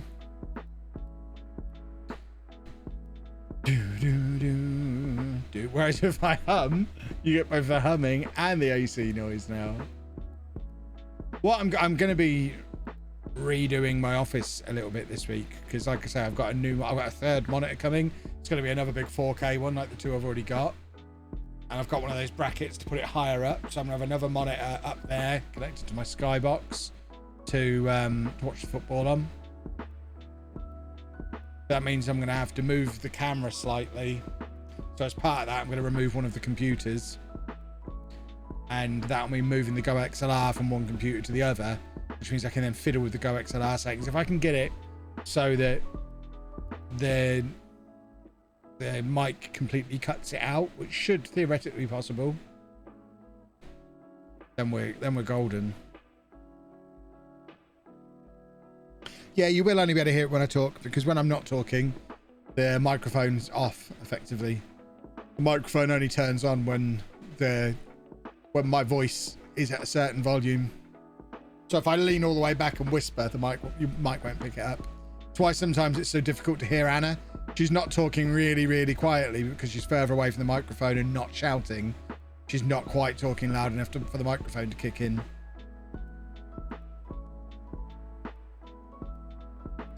The idea being when there's kids messing around outside or the bin men going by, you can't hear them. Can we sign Gianfranco Zola as a staff member for the Smorgon Zola puns? I do like the idea of that. Where is Zola? Is he doing anything in real life now? Are we likely to be able to find him, or is he going to be? Is he retired? I'm starting with one PC, then two, back to one. The evolution of the journey on this channel. Yeah, I mean, the main reason for the second PC was never for streaming. It was always to help with the editing. But now I've got the Mac as well, the M1 Mac. That's actually faster at editing and rendering than my £3,000 super PC. So I may as well use that £1,000 Mac to do the job that this PC was bought for. So this PC, which would make an incredible gaming PC, which become my gaming PC, and what is now my gaming PC can become Anna's PC. Sorted. I will hydrate. Posture check. There you go. Posture is all good. So yeah, now I've got the RGB sorted again. As long as I can find the remote control, I can now change the colours of it, which I haven't been able to do for ages. So we can go blue. We want a little bit of blue back there. There you go, we can go blue for a little bit. That'll make it feel colder, going blue. What happens with Anna's PC? We throw it in the river. Get Anna a second monitor. She'd need a bigger desk to do that, and to get a bigger desk, she'd need the computer to be in a different place. So second monitor is not an option for Anna, really. Zola's jobless. Last seen playing golf with tubes off Soccer AM. Interesting. We'll have a look then. I heard that somebody fell off of a stand at Wembley, which sounds awful. That's always been one of my big irrational fears at football grounds. Jump up to celebrate a goal, slip and tumble down. But it sounds like they fell before the game. I have tried using long throws in FM this year, and they do work. And yes, I did hydrate and posture check.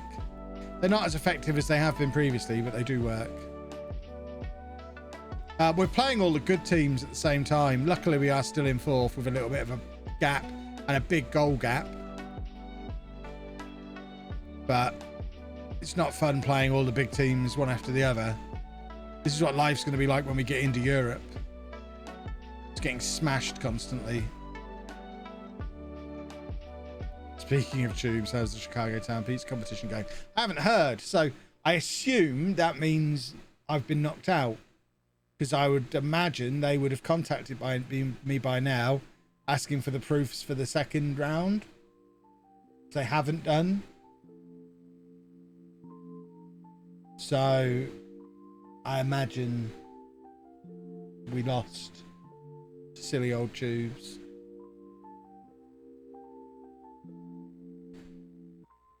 Zola's assistant manager of Gillingham in League 2 on my current save. That's awesome. Who's the manager? Who's hired Gianfranco Zola as their assistant? Hopefully someone who would never hire him in real life. Like, I hope Steve Evans is still there and he's hired Zola. Oh, goal. Right, because I'm a minute behind, I'll get to watch the goal. So I'm on 51 minutes 12 on my feed. So it's a Ukraine throw at the moment. So I'm assuming the Netherlands win it back from this throw, sling it down the other end and score a goal. That's what I'm assuming. So it's now back with the Netherlands keeper. He plays it out to whoever this left-sided centre-back is. Is that Blind? I can't really see from here. I'm watching on a 6-inch display. Now they're knocking the ball around nicely on the right-hand side. They've got a ball in behind here. Ball slidden across goal. The keeper pushes it out. And there is the finish to make it 1-0. Decent goal. 1-0. Boom. Is that Wijnaldum, captain? I can see a yellow armband on him, but I can't actually see his number. I'm assuming Wijnaldum's captain. There's such a crowd of players, I can't actually see who the goal scorer was.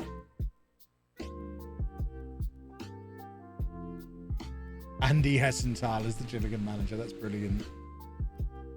There you go. Someone has confirmed it was Wijnaldum. Decent finish.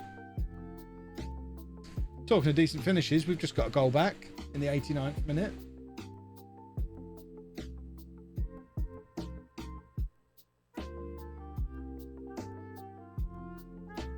That's the green patch on the fence doing. It's working. Working an absolute treat. Tell you what, I have cooled down so much already. It's still saying it's 25 degrees in here, so it's only gone down 3 degrees since I turned it on. But I'm not feeling really uncomfortable anymore like I was. I was close to abandoning the stream.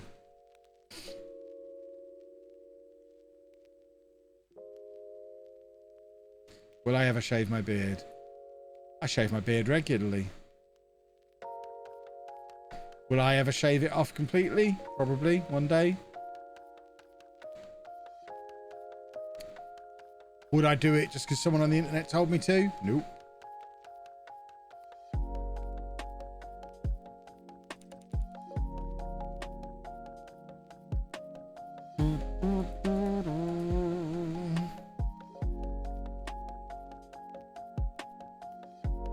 That's a giraffe-looking plant. It's excellent.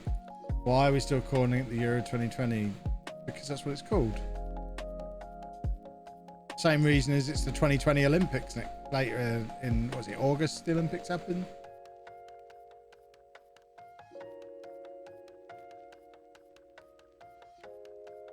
They weren't going to redo all the branding just because it's taking place a year later. This will still be in the history books as Euro 2020.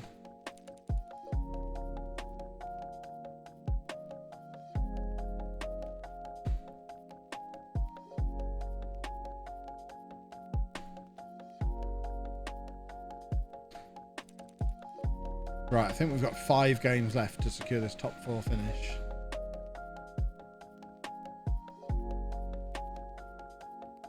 Is it 5 games?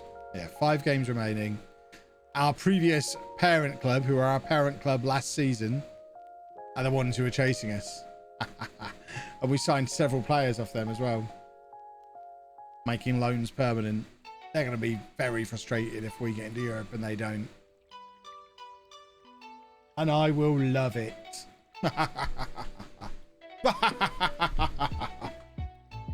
Right. We don't need all these scout bots. We're not signing players at this time of year.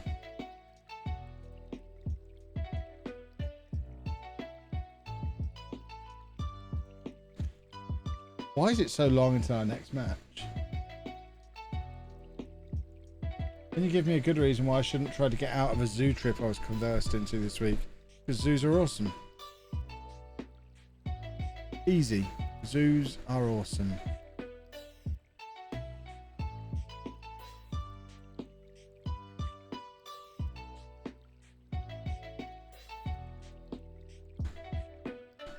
Happy birthday, NordVPN.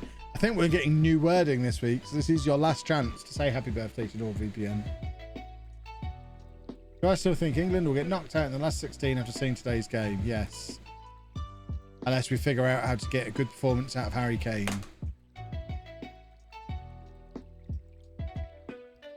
Which seems unlikely, because most people seem to be refusing to acknowledge that he didn't play well.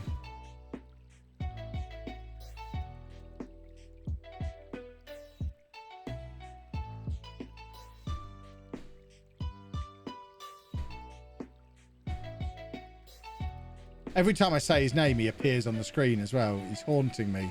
All right, Harry, I see you. So he's off to Barcelona in this save. Interesting.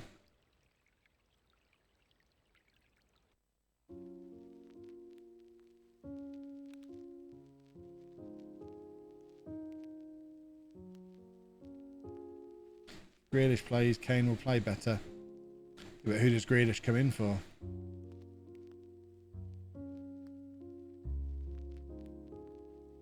Oh, it's 2-0, is it? Let's glance back over to the football then. So I'm on 57 minutes, 15 seconds. We're just watching a replay of what presumably is the previous chance. Have they won a free kick on the edge of the area? No, they haven't. Are they saying they should have done maybe? So they're hovering just on the edge of the Ukraine third. The ball's out on this right-hand side again. This is where the first goal came from. They're causing all kinds of trouble down this right-hand side. If they want a penalty there, the ref is having none of it. And then that's a terrible clearance. And it's just going straight back in. Down that right-hand side again. Oh, he's a troublemaker on this side, isn't he? Oh, goodness me. And there's your goal.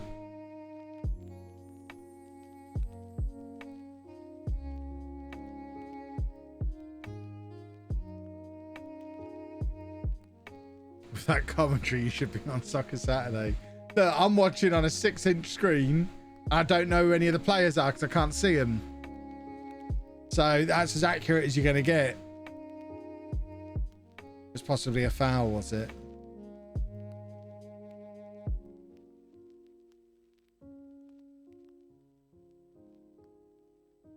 I'd allow it. If I'm on VAR, I'm allowing it. That guy just fell over. Where's the foul? He just fell over.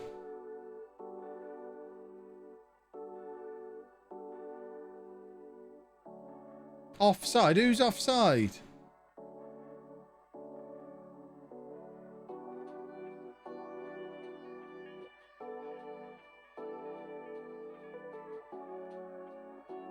I mean, I am in the VAR and I am saying that goal stands.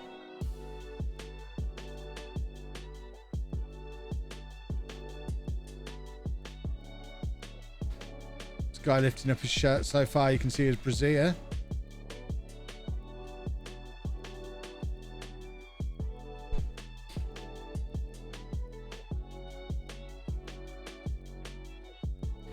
Why does VAR take so long? I don't understand. We've seen 5 replays by this point.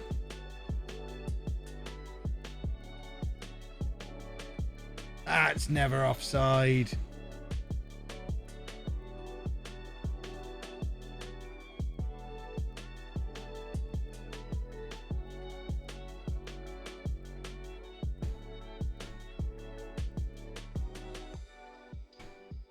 Random question. Would I play in Soccer Aid if I was asked?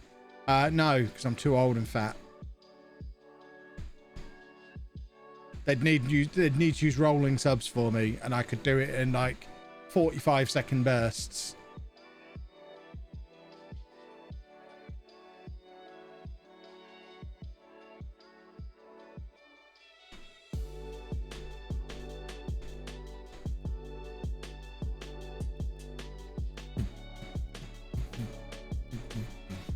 Maradona can do it, Curve. You certainly could. I mean, Maradona had a slightly higher talent and fitness level to start from than I did.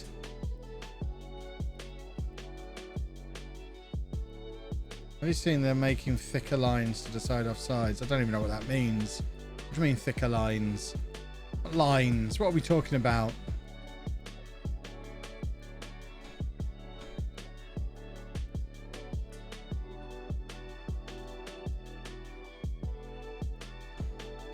Kev's 39, Kazuyashi Miura is 53. Of course, you can still play football, Kev. I also have a torn ACL from years ago that's not healed, and potentially a heart condition. I'm not even allowed to go to the gym at the moment until I've had my heart checked out. So probably shouldn't be playing football just yet.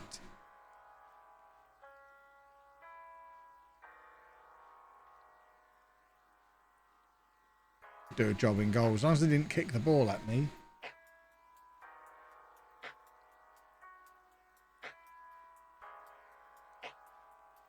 But if it was walking football. Yeah. There's walking football around here. I might go, once I'm allowed to do exercise again, I might go and do walking football with all the old men. It'd be fun. I could be a star.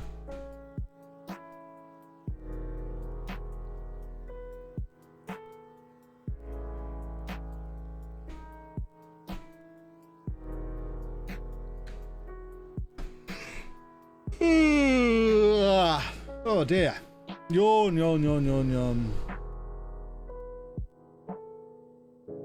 Walking football wonder kid under 40. That'd be brilliant. I'd be all over that.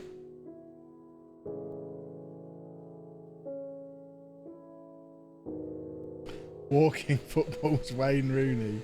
Yeah.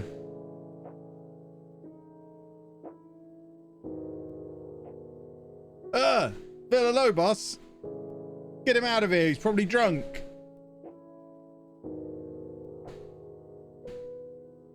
He's good though, isn't he? No matter how drunk he is, he's quite good.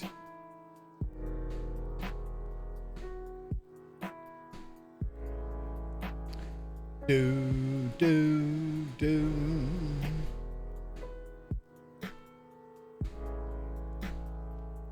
England offered you the job for the World Cup, what would your price be? What, if England in real life offered to let me be manager for the World Cup, I'd probably do it for free. One time. And then when they were begging me to stay on, then I'd set a high price. I think I'd take a month's holiday somewhere exotic for free.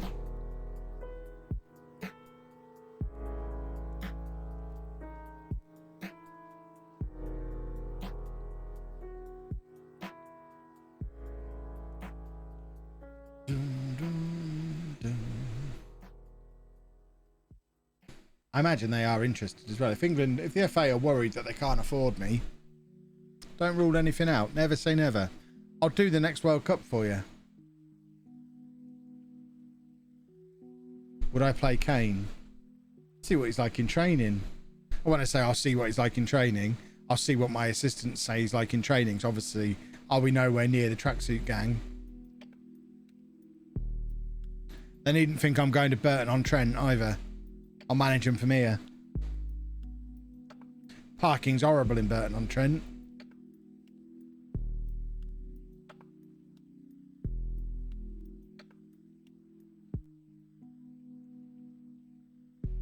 I haven't watched the damn United, no.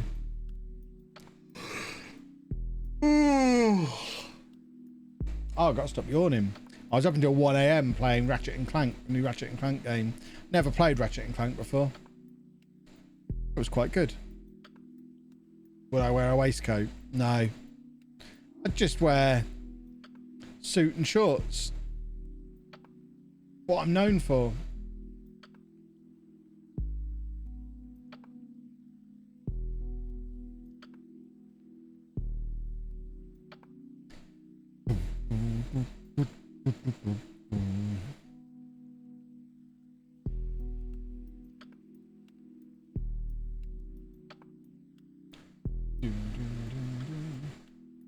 I've heard about your negotiations on brand deals. I don't negotiate them. Bootcut jeans. Can't wear jeans in the summer. Only a maniac wears long trousers in the summer. Shorts from May till October. They're the rules.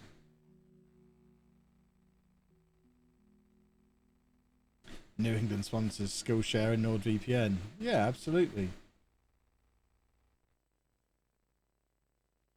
Any brand deals coming soon? There's always things coming soon. Always shorts weather. Not in England in February, it's not.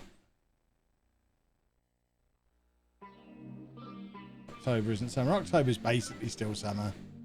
May's not summer either.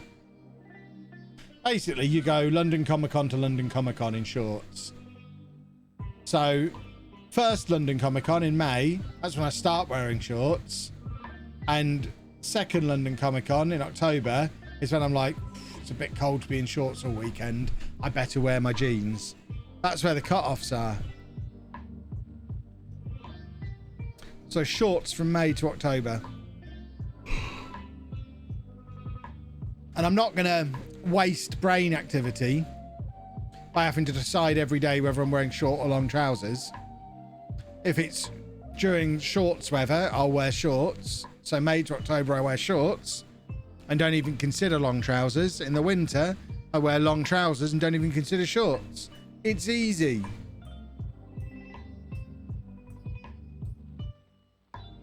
That way, you're not wasting decisions on what you're going to wear in the morning.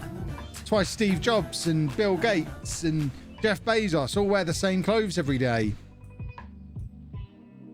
Only failures waste time deciding what to wear.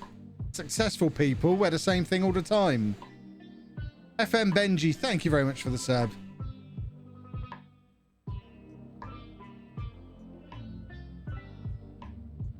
Can't wear shorts here all summer in Ireland. Our weather's a mixed bag. Can wear trousers all year. Oh, I can't imagine the amount of time and brain energy wasted having to decide every day whether to wear short or long trousers. It'd be a nightmare.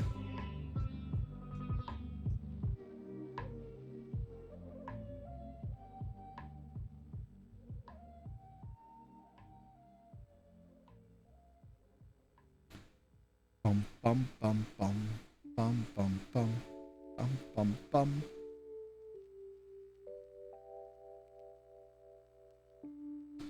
Come along now, boys. Let's do a football.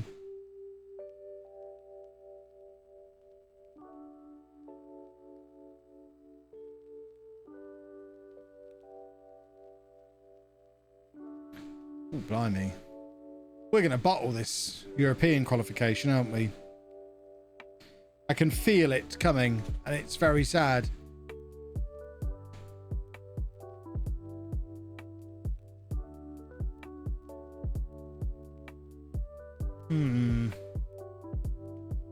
Thrash those arms, boys and girls. Thrash them good.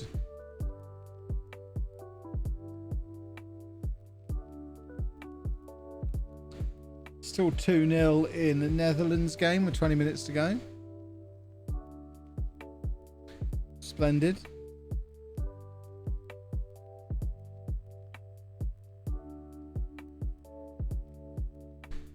Bum, bum, bum, bum, bum, bum, bum. Come on, let's have a goal or two. We want to get into Europe. See, we're playing nice football. Ivanov to Ivanov. It's the Ivanov connection. The Ivanovs combine. Beautiful stuff. See that we're doing it properly. Lovely. Lovely. Lovely. In this formation, what role do I play the striker and 2 wide players in?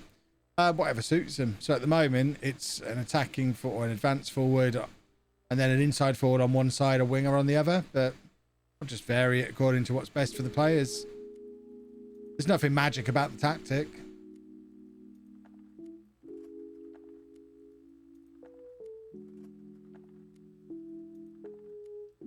As one of the regulars from the Streamer Showdown signed up to Facebook Gaming. I think it was Foxy. Yeah, Foxy's gone to Facebook. Yes, he has. I had a quick look in on one of his streams the other day to see what it was like. I think it was early on in his first one, so he's stuck in 720p and having a few teething problems, but I think he's got it all sorted out now. It didn't look as terrible over there as people were making out. They offered me a suitable sized bag of cash, which, as we've mentioned before, would have to be an enormous bag of cash. I don't think it would hurt too much to go over there. My partner just said to me, are you playing spreadsheets or watching someone play spreadsheets? I think my social standing is the lowest it's ever been. Just tell her that I say you're cool. And then that will boost you back up again. Because I'm really cool. I'm like a cool internet person. I've got some sunglasses around here somewhere. So tell her I think you're cool.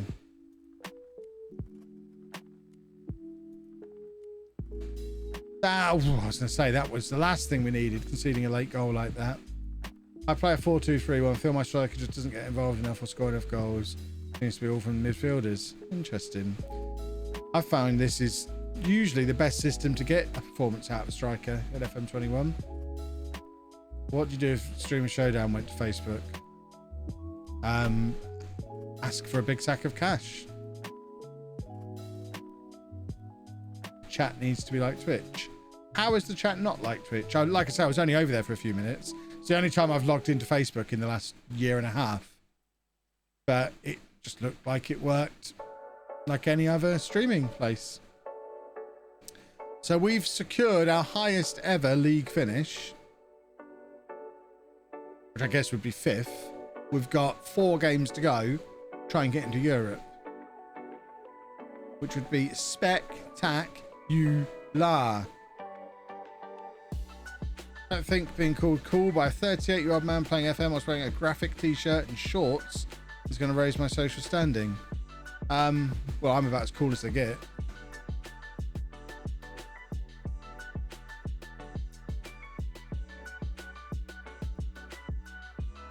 Feel like you need to have a word with the Streamer Showdown and get the winner changed to the right winner. But the more I ask, the more they won't change it. You'll know when they're negotiating with a new sponsor because they'll quickly change it to me. They'll want my name on there rather than Clates' if they're talking to a sponsor. Because I'm cool. Oh, talking of cool, I've got my tick on YouTube now. I'm Kevy2 Ticks. Verified on YouTube.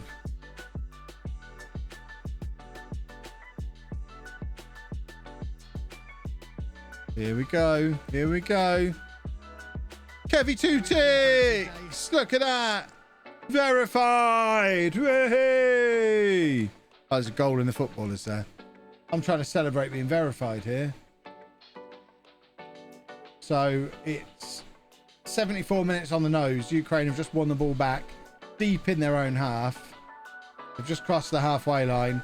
There's a fella in a blue shirt giving it to another guy in a blue shirt. And he's just running at the oranges. Oh, this is top tier commentary. This right back or right winger, or I guess he's the right winger. He's got loads of space over this side. Plays it into your fella just inside. Now he's got space to shoot from range. What a goal. What a goal. What a maneuver. What a maneuver. What sponsor would you like the Streamer Showdown to work with? I'm not fussed whether they ever get any sponsors or not, to be honest. I'd rather have the sponsors myself. I wouldn't want them to work with anyone I wouldn't want to work with. But at the same time, I wouldn't want them to take a sponsor to potentially sponsor me separately. I'd rather have the money than have the showdown have the money.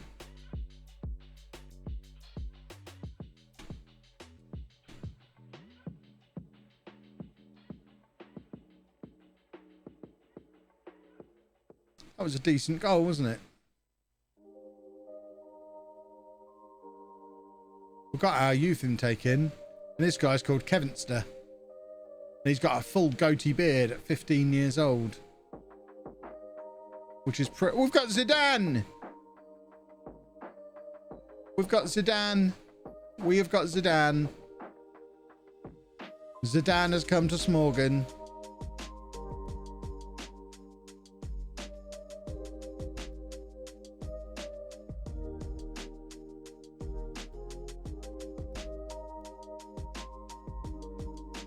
He doesn't look very happy, considering you can't see who I'm seeing. Some kid in the crowd who just looks miserable that Ukraine have just scored. He's wearing a yellow shirt.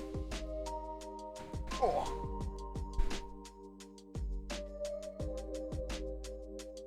Well, they're in again here. I've not really paid much attention to the football, but I do feel like if Ukraine score again, Netherlands are going to feel a little bit hard done by.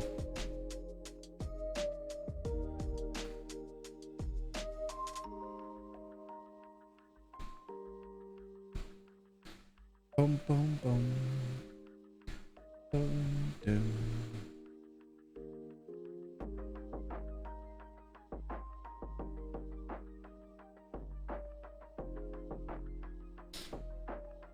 Harry Kane making an appearance again. Always there. Offer some of these youngsters contracts because they're good at football, which means they get contracts, especially Kevinster.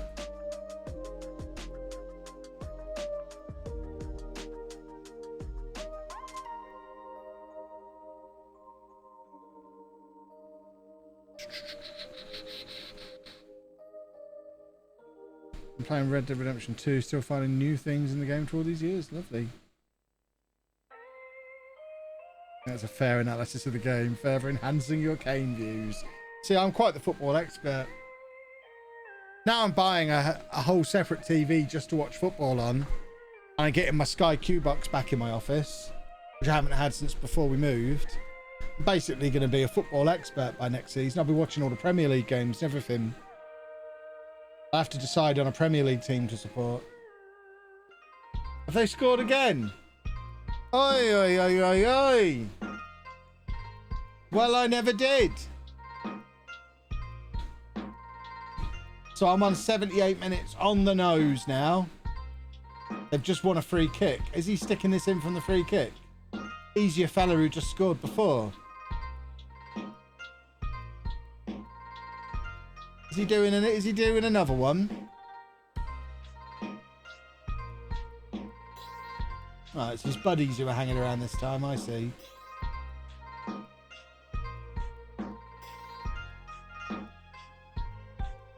Right, someone's about to hit a free kick, I guess. Cross comes in. Well, I never. Goalkeeper doesn't look happy, but he didn't even dive for it. Kiss the camera, dirty monster. Get that COVID cleansed. That man's DNA is on the camera lens. I'd book him for that. That wasn't COVID secure.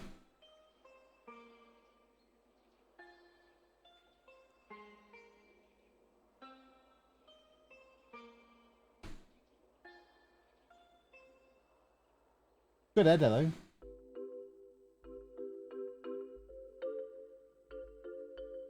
Don't do it again. I imagine that's a replay.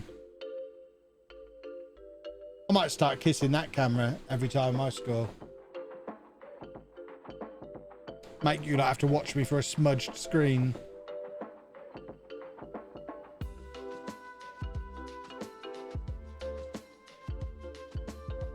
So, with my previous comments, I imagine the Netherlands are feeling quite hard done by at the moment.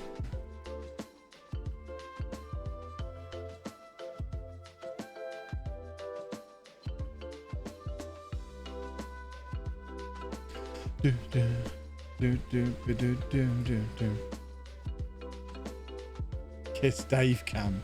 Dave Cam's on Anna's computer now.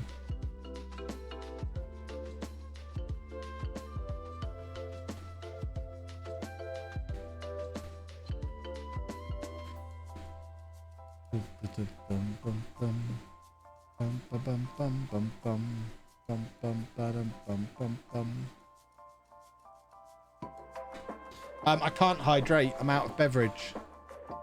Unless Anna wants to deliver me a new one.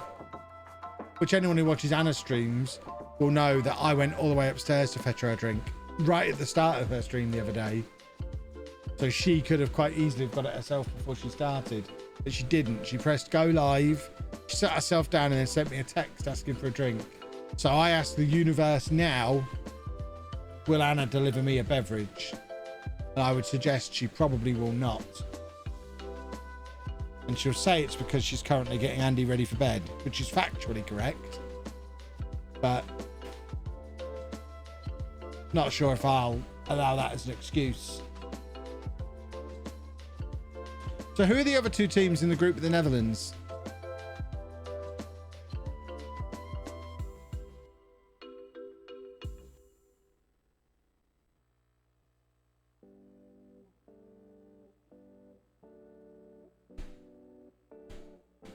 Austria and Macedonia. Okay.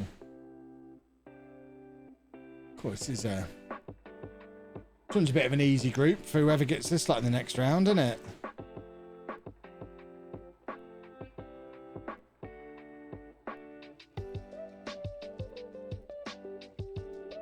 Austria will be loving this.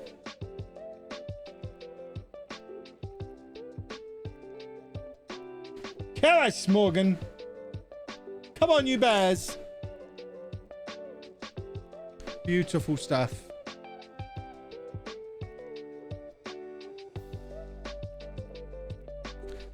That's a lovely finish as well.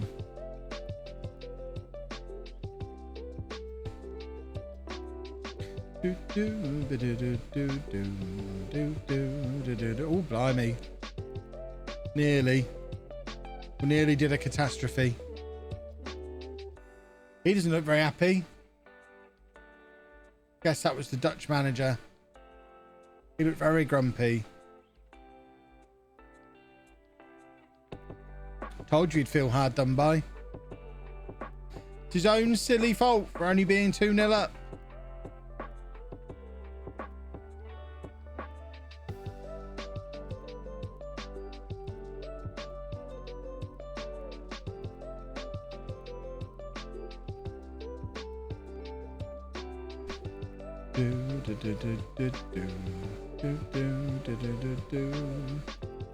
Come on, you bears.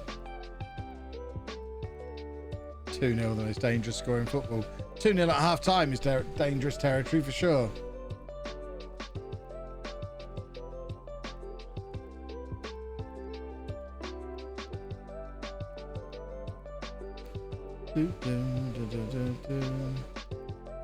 Oh, did he get kicked? Praised at 1-0. You don't praise at 1-0, you praise at 2-0. Football has happened. Okay, so I'm on 83-47. But you're throwing it to me on Soccer Saturday, are you? A goal's gone in the Netherlands-Ukraine game, but who to? Over to you, Kev. Well, Holland have got the ball, so it's probably them. Kev. Got an orange fella in a an orange fella in a football kit. The football kit's orange. Let's clarify. The man himself is not orange. The kit is orange. And they've got quite nice possession, hovering around on the edge of the area. And now the ball is bobbling 3 in the area. Very interesting attempt at a clearance there from the Ukrainian goalkeeper. And Netherlands keep the attack a-rolling. Cross comes in. There's your header down. The goalkeeper really should feel that he would do a little bit better with that. It's a fairly soft header, to be honest.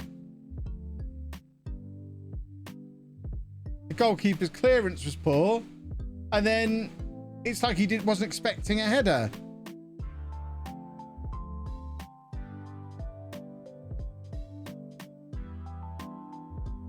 Look, you don't look very happy. Grumpy old goalkeeper. Smorgon and missed a penalty. We don't care about Smorgon. We're watching this. I mean, what is going on with this goalkeeper? That is such a soft header. Such a soft goal to concede.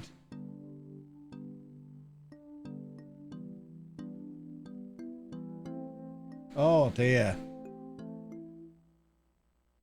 Deary, deary me.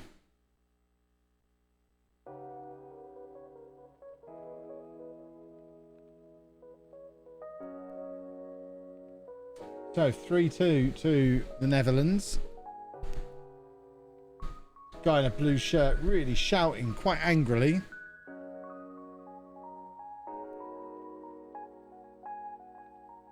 Meanwhile, we're in to make it 2-0. Yeah. Do a football, Bears. Show you, Bears. We're off to Europe.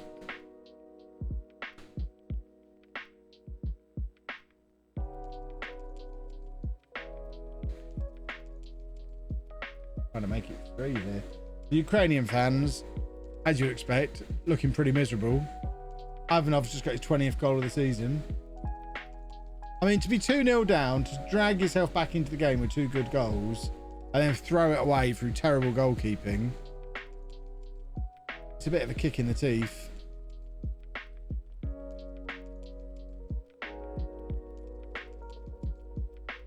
And in my experience, you never want your teeth kicking. You can kick me pretty much anywhere, apart from my balls. Stay away from my balls and my teeth if you're going to kick me.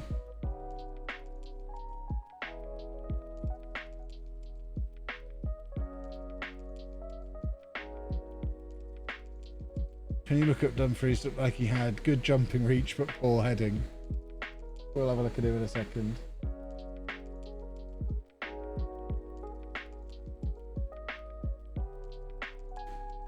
Do, do, do, do, do.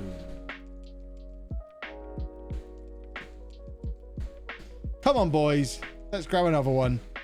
Let's rubber stamp this European qualification.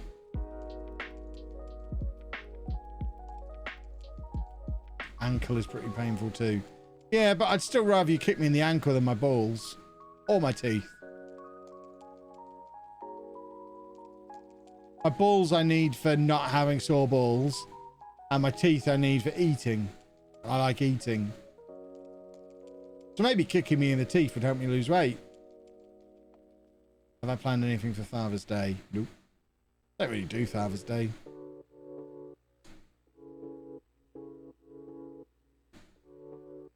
I imagine my kids won't see me. I won't see my dad. And a splendid time will be had by all.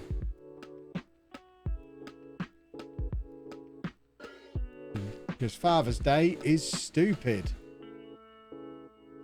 Every day is Father's Day. Mother's Day happens once a year. The other 364 days are Father's Day.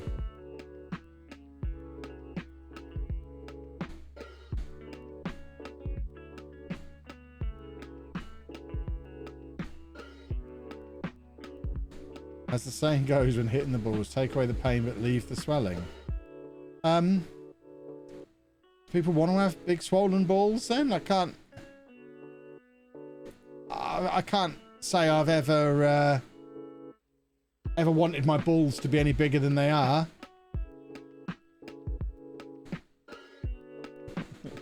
Why do you want bigger balls? Am I just blessed with enormous balls so I don't realise some people want them to be bigger? I also don't particularly want them to be smaller. If anything, I'd quite like not to have any testicles, because then there's no chance of being kicked in them.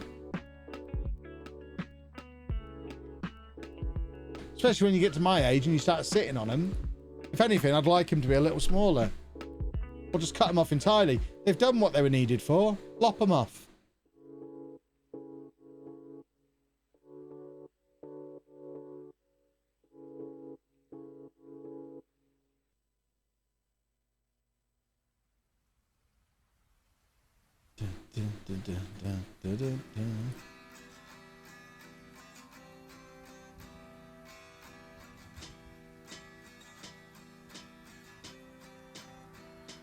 Oh, we've got an injury. Torn abdominal muscle. Right, how close are we to Europe? 4 points clear, 3 games to go. Come on!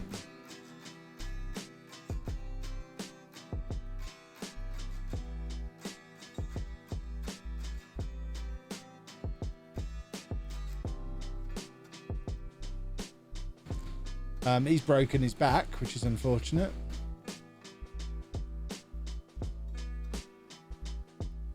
Yeah, exactly. Chop off my nuts, then I can't get testicular cancer. One less thing to worry about. I'm all for it. I like to put myself forward voluntarily to have my balls removed. And then, there's only one place I don't really want you to kick me. If I'm allowed a list of 2 places not to be kicked, if I have my balls removed, I can then add ankles, like we were talking about before. Don't kick me in the teeth or the ankles. Kick me where my balls used to be if you want, but there are no longer any balls there. You can do me no harm in the groinal region.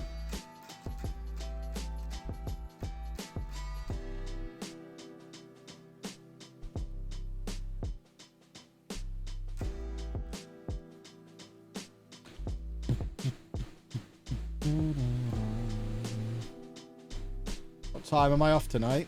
Probably when this match finishes. So in the next few minutes. Minsk have offered me a job interview. That's rubbish, Minsk, isn't it? They're below us in the league. Yeah, not at all interested. Not at all interested. We're talking about removing things, and then in the chat it said, or use coupon LOLLUJO at the checkout. I'll remove your balls with coupon code LOLLUJO if you want. Use my wire cutters. Or I've got one of those things that you use to cut off the top off a boiled egg, where you just put the boiled egg in and then it's like a little guillotine, an egg guillotine. You could get some balls off of that, I'm sure. It's probably similar to what they use to castrate animals.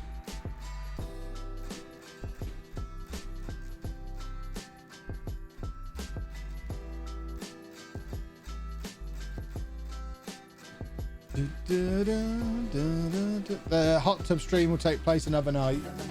I don't know when, but not tonight. Adam Blamplate, thank you very much for the 14 months. Basically, I'm not going to go and sit out there in a paddling pool unless I know all of my other neighbours are not watching. Whereas today they're all out in their garden.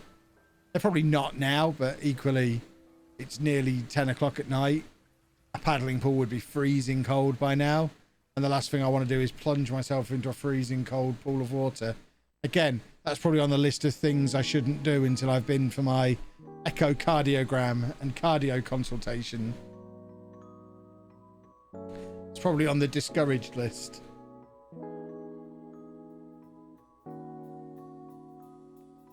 Right, we are playing some team that we should beat.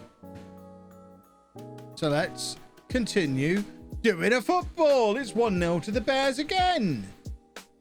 Come on, you Bears. Beautiful. The Bears are going on a European tour. We're off to Europe. Watch us get drawn against some team in England. I want to go to places we've never been to before. Gomel, who came up with us, are going straight back down. In fact, Gomel and Foreign Arsenal are the 2 teams who got promoted with us. They're both getting relegated. We're off into Europe. We're bigger than Barte.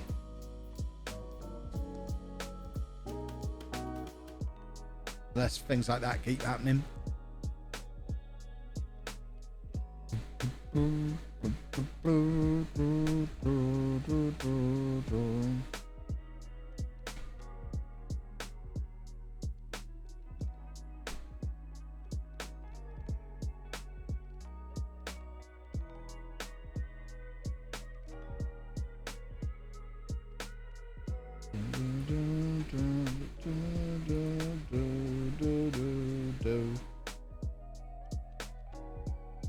You lot still... Is the match finished for you? Like, I can see the bet's been settled. I'm still watching. Spoilers. Now I know there's no late Ukraine equaliser. We're losing all of a sudden. This isn't what was supposed to happen.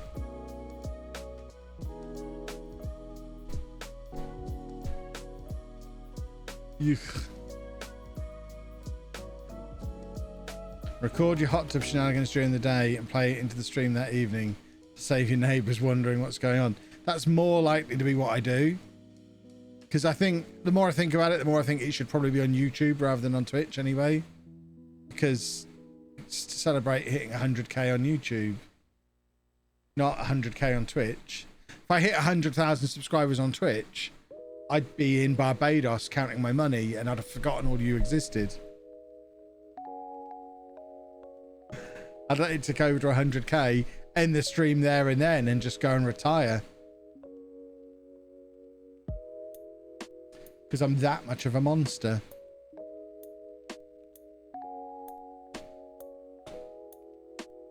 Bum, bum, bum, bum, ba, da, do, do, do. Right, we need to get back into this game. We're bottling it. We are bottling our European dream. And I do not care for it. Come on, boys and girls. Let's not bottle the European dream. Demand more. 100k subs, how much would that be? Like $250,000 a month? Decent money.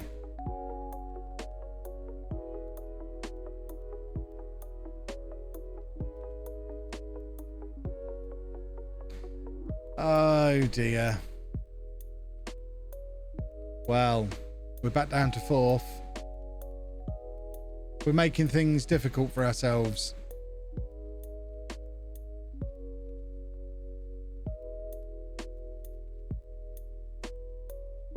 I think you might be able to retire on that. Yeah. Do 3 or 4 months at $250,000 a month. I think if I can get to a 7-figure bank balance, that'd probably do me. That's the goal. Top 4 is Europe. But still, it feels like we're going to bottle it.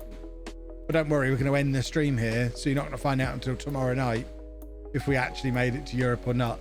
Because tomorrow night will be the final 2 games of the season, and then into not the summer transfer window, the winter transfer window, because the leagues run weird and backwards. Because that's the other thing. We're going to qualify for Europe, but then not actually get to play in it until midway through next season when we start the qualifying.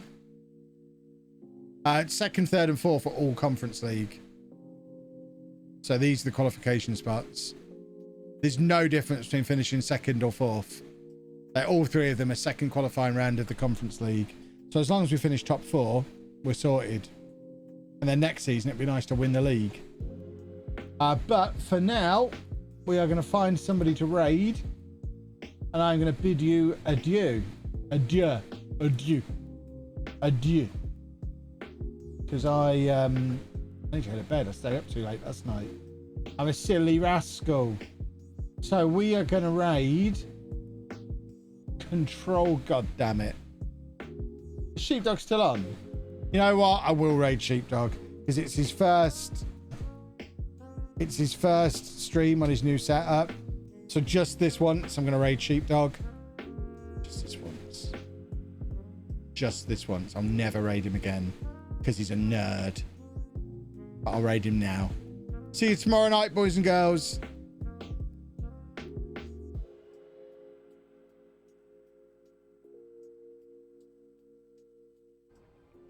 Hey, thank you, Kev. Thanks for the raid.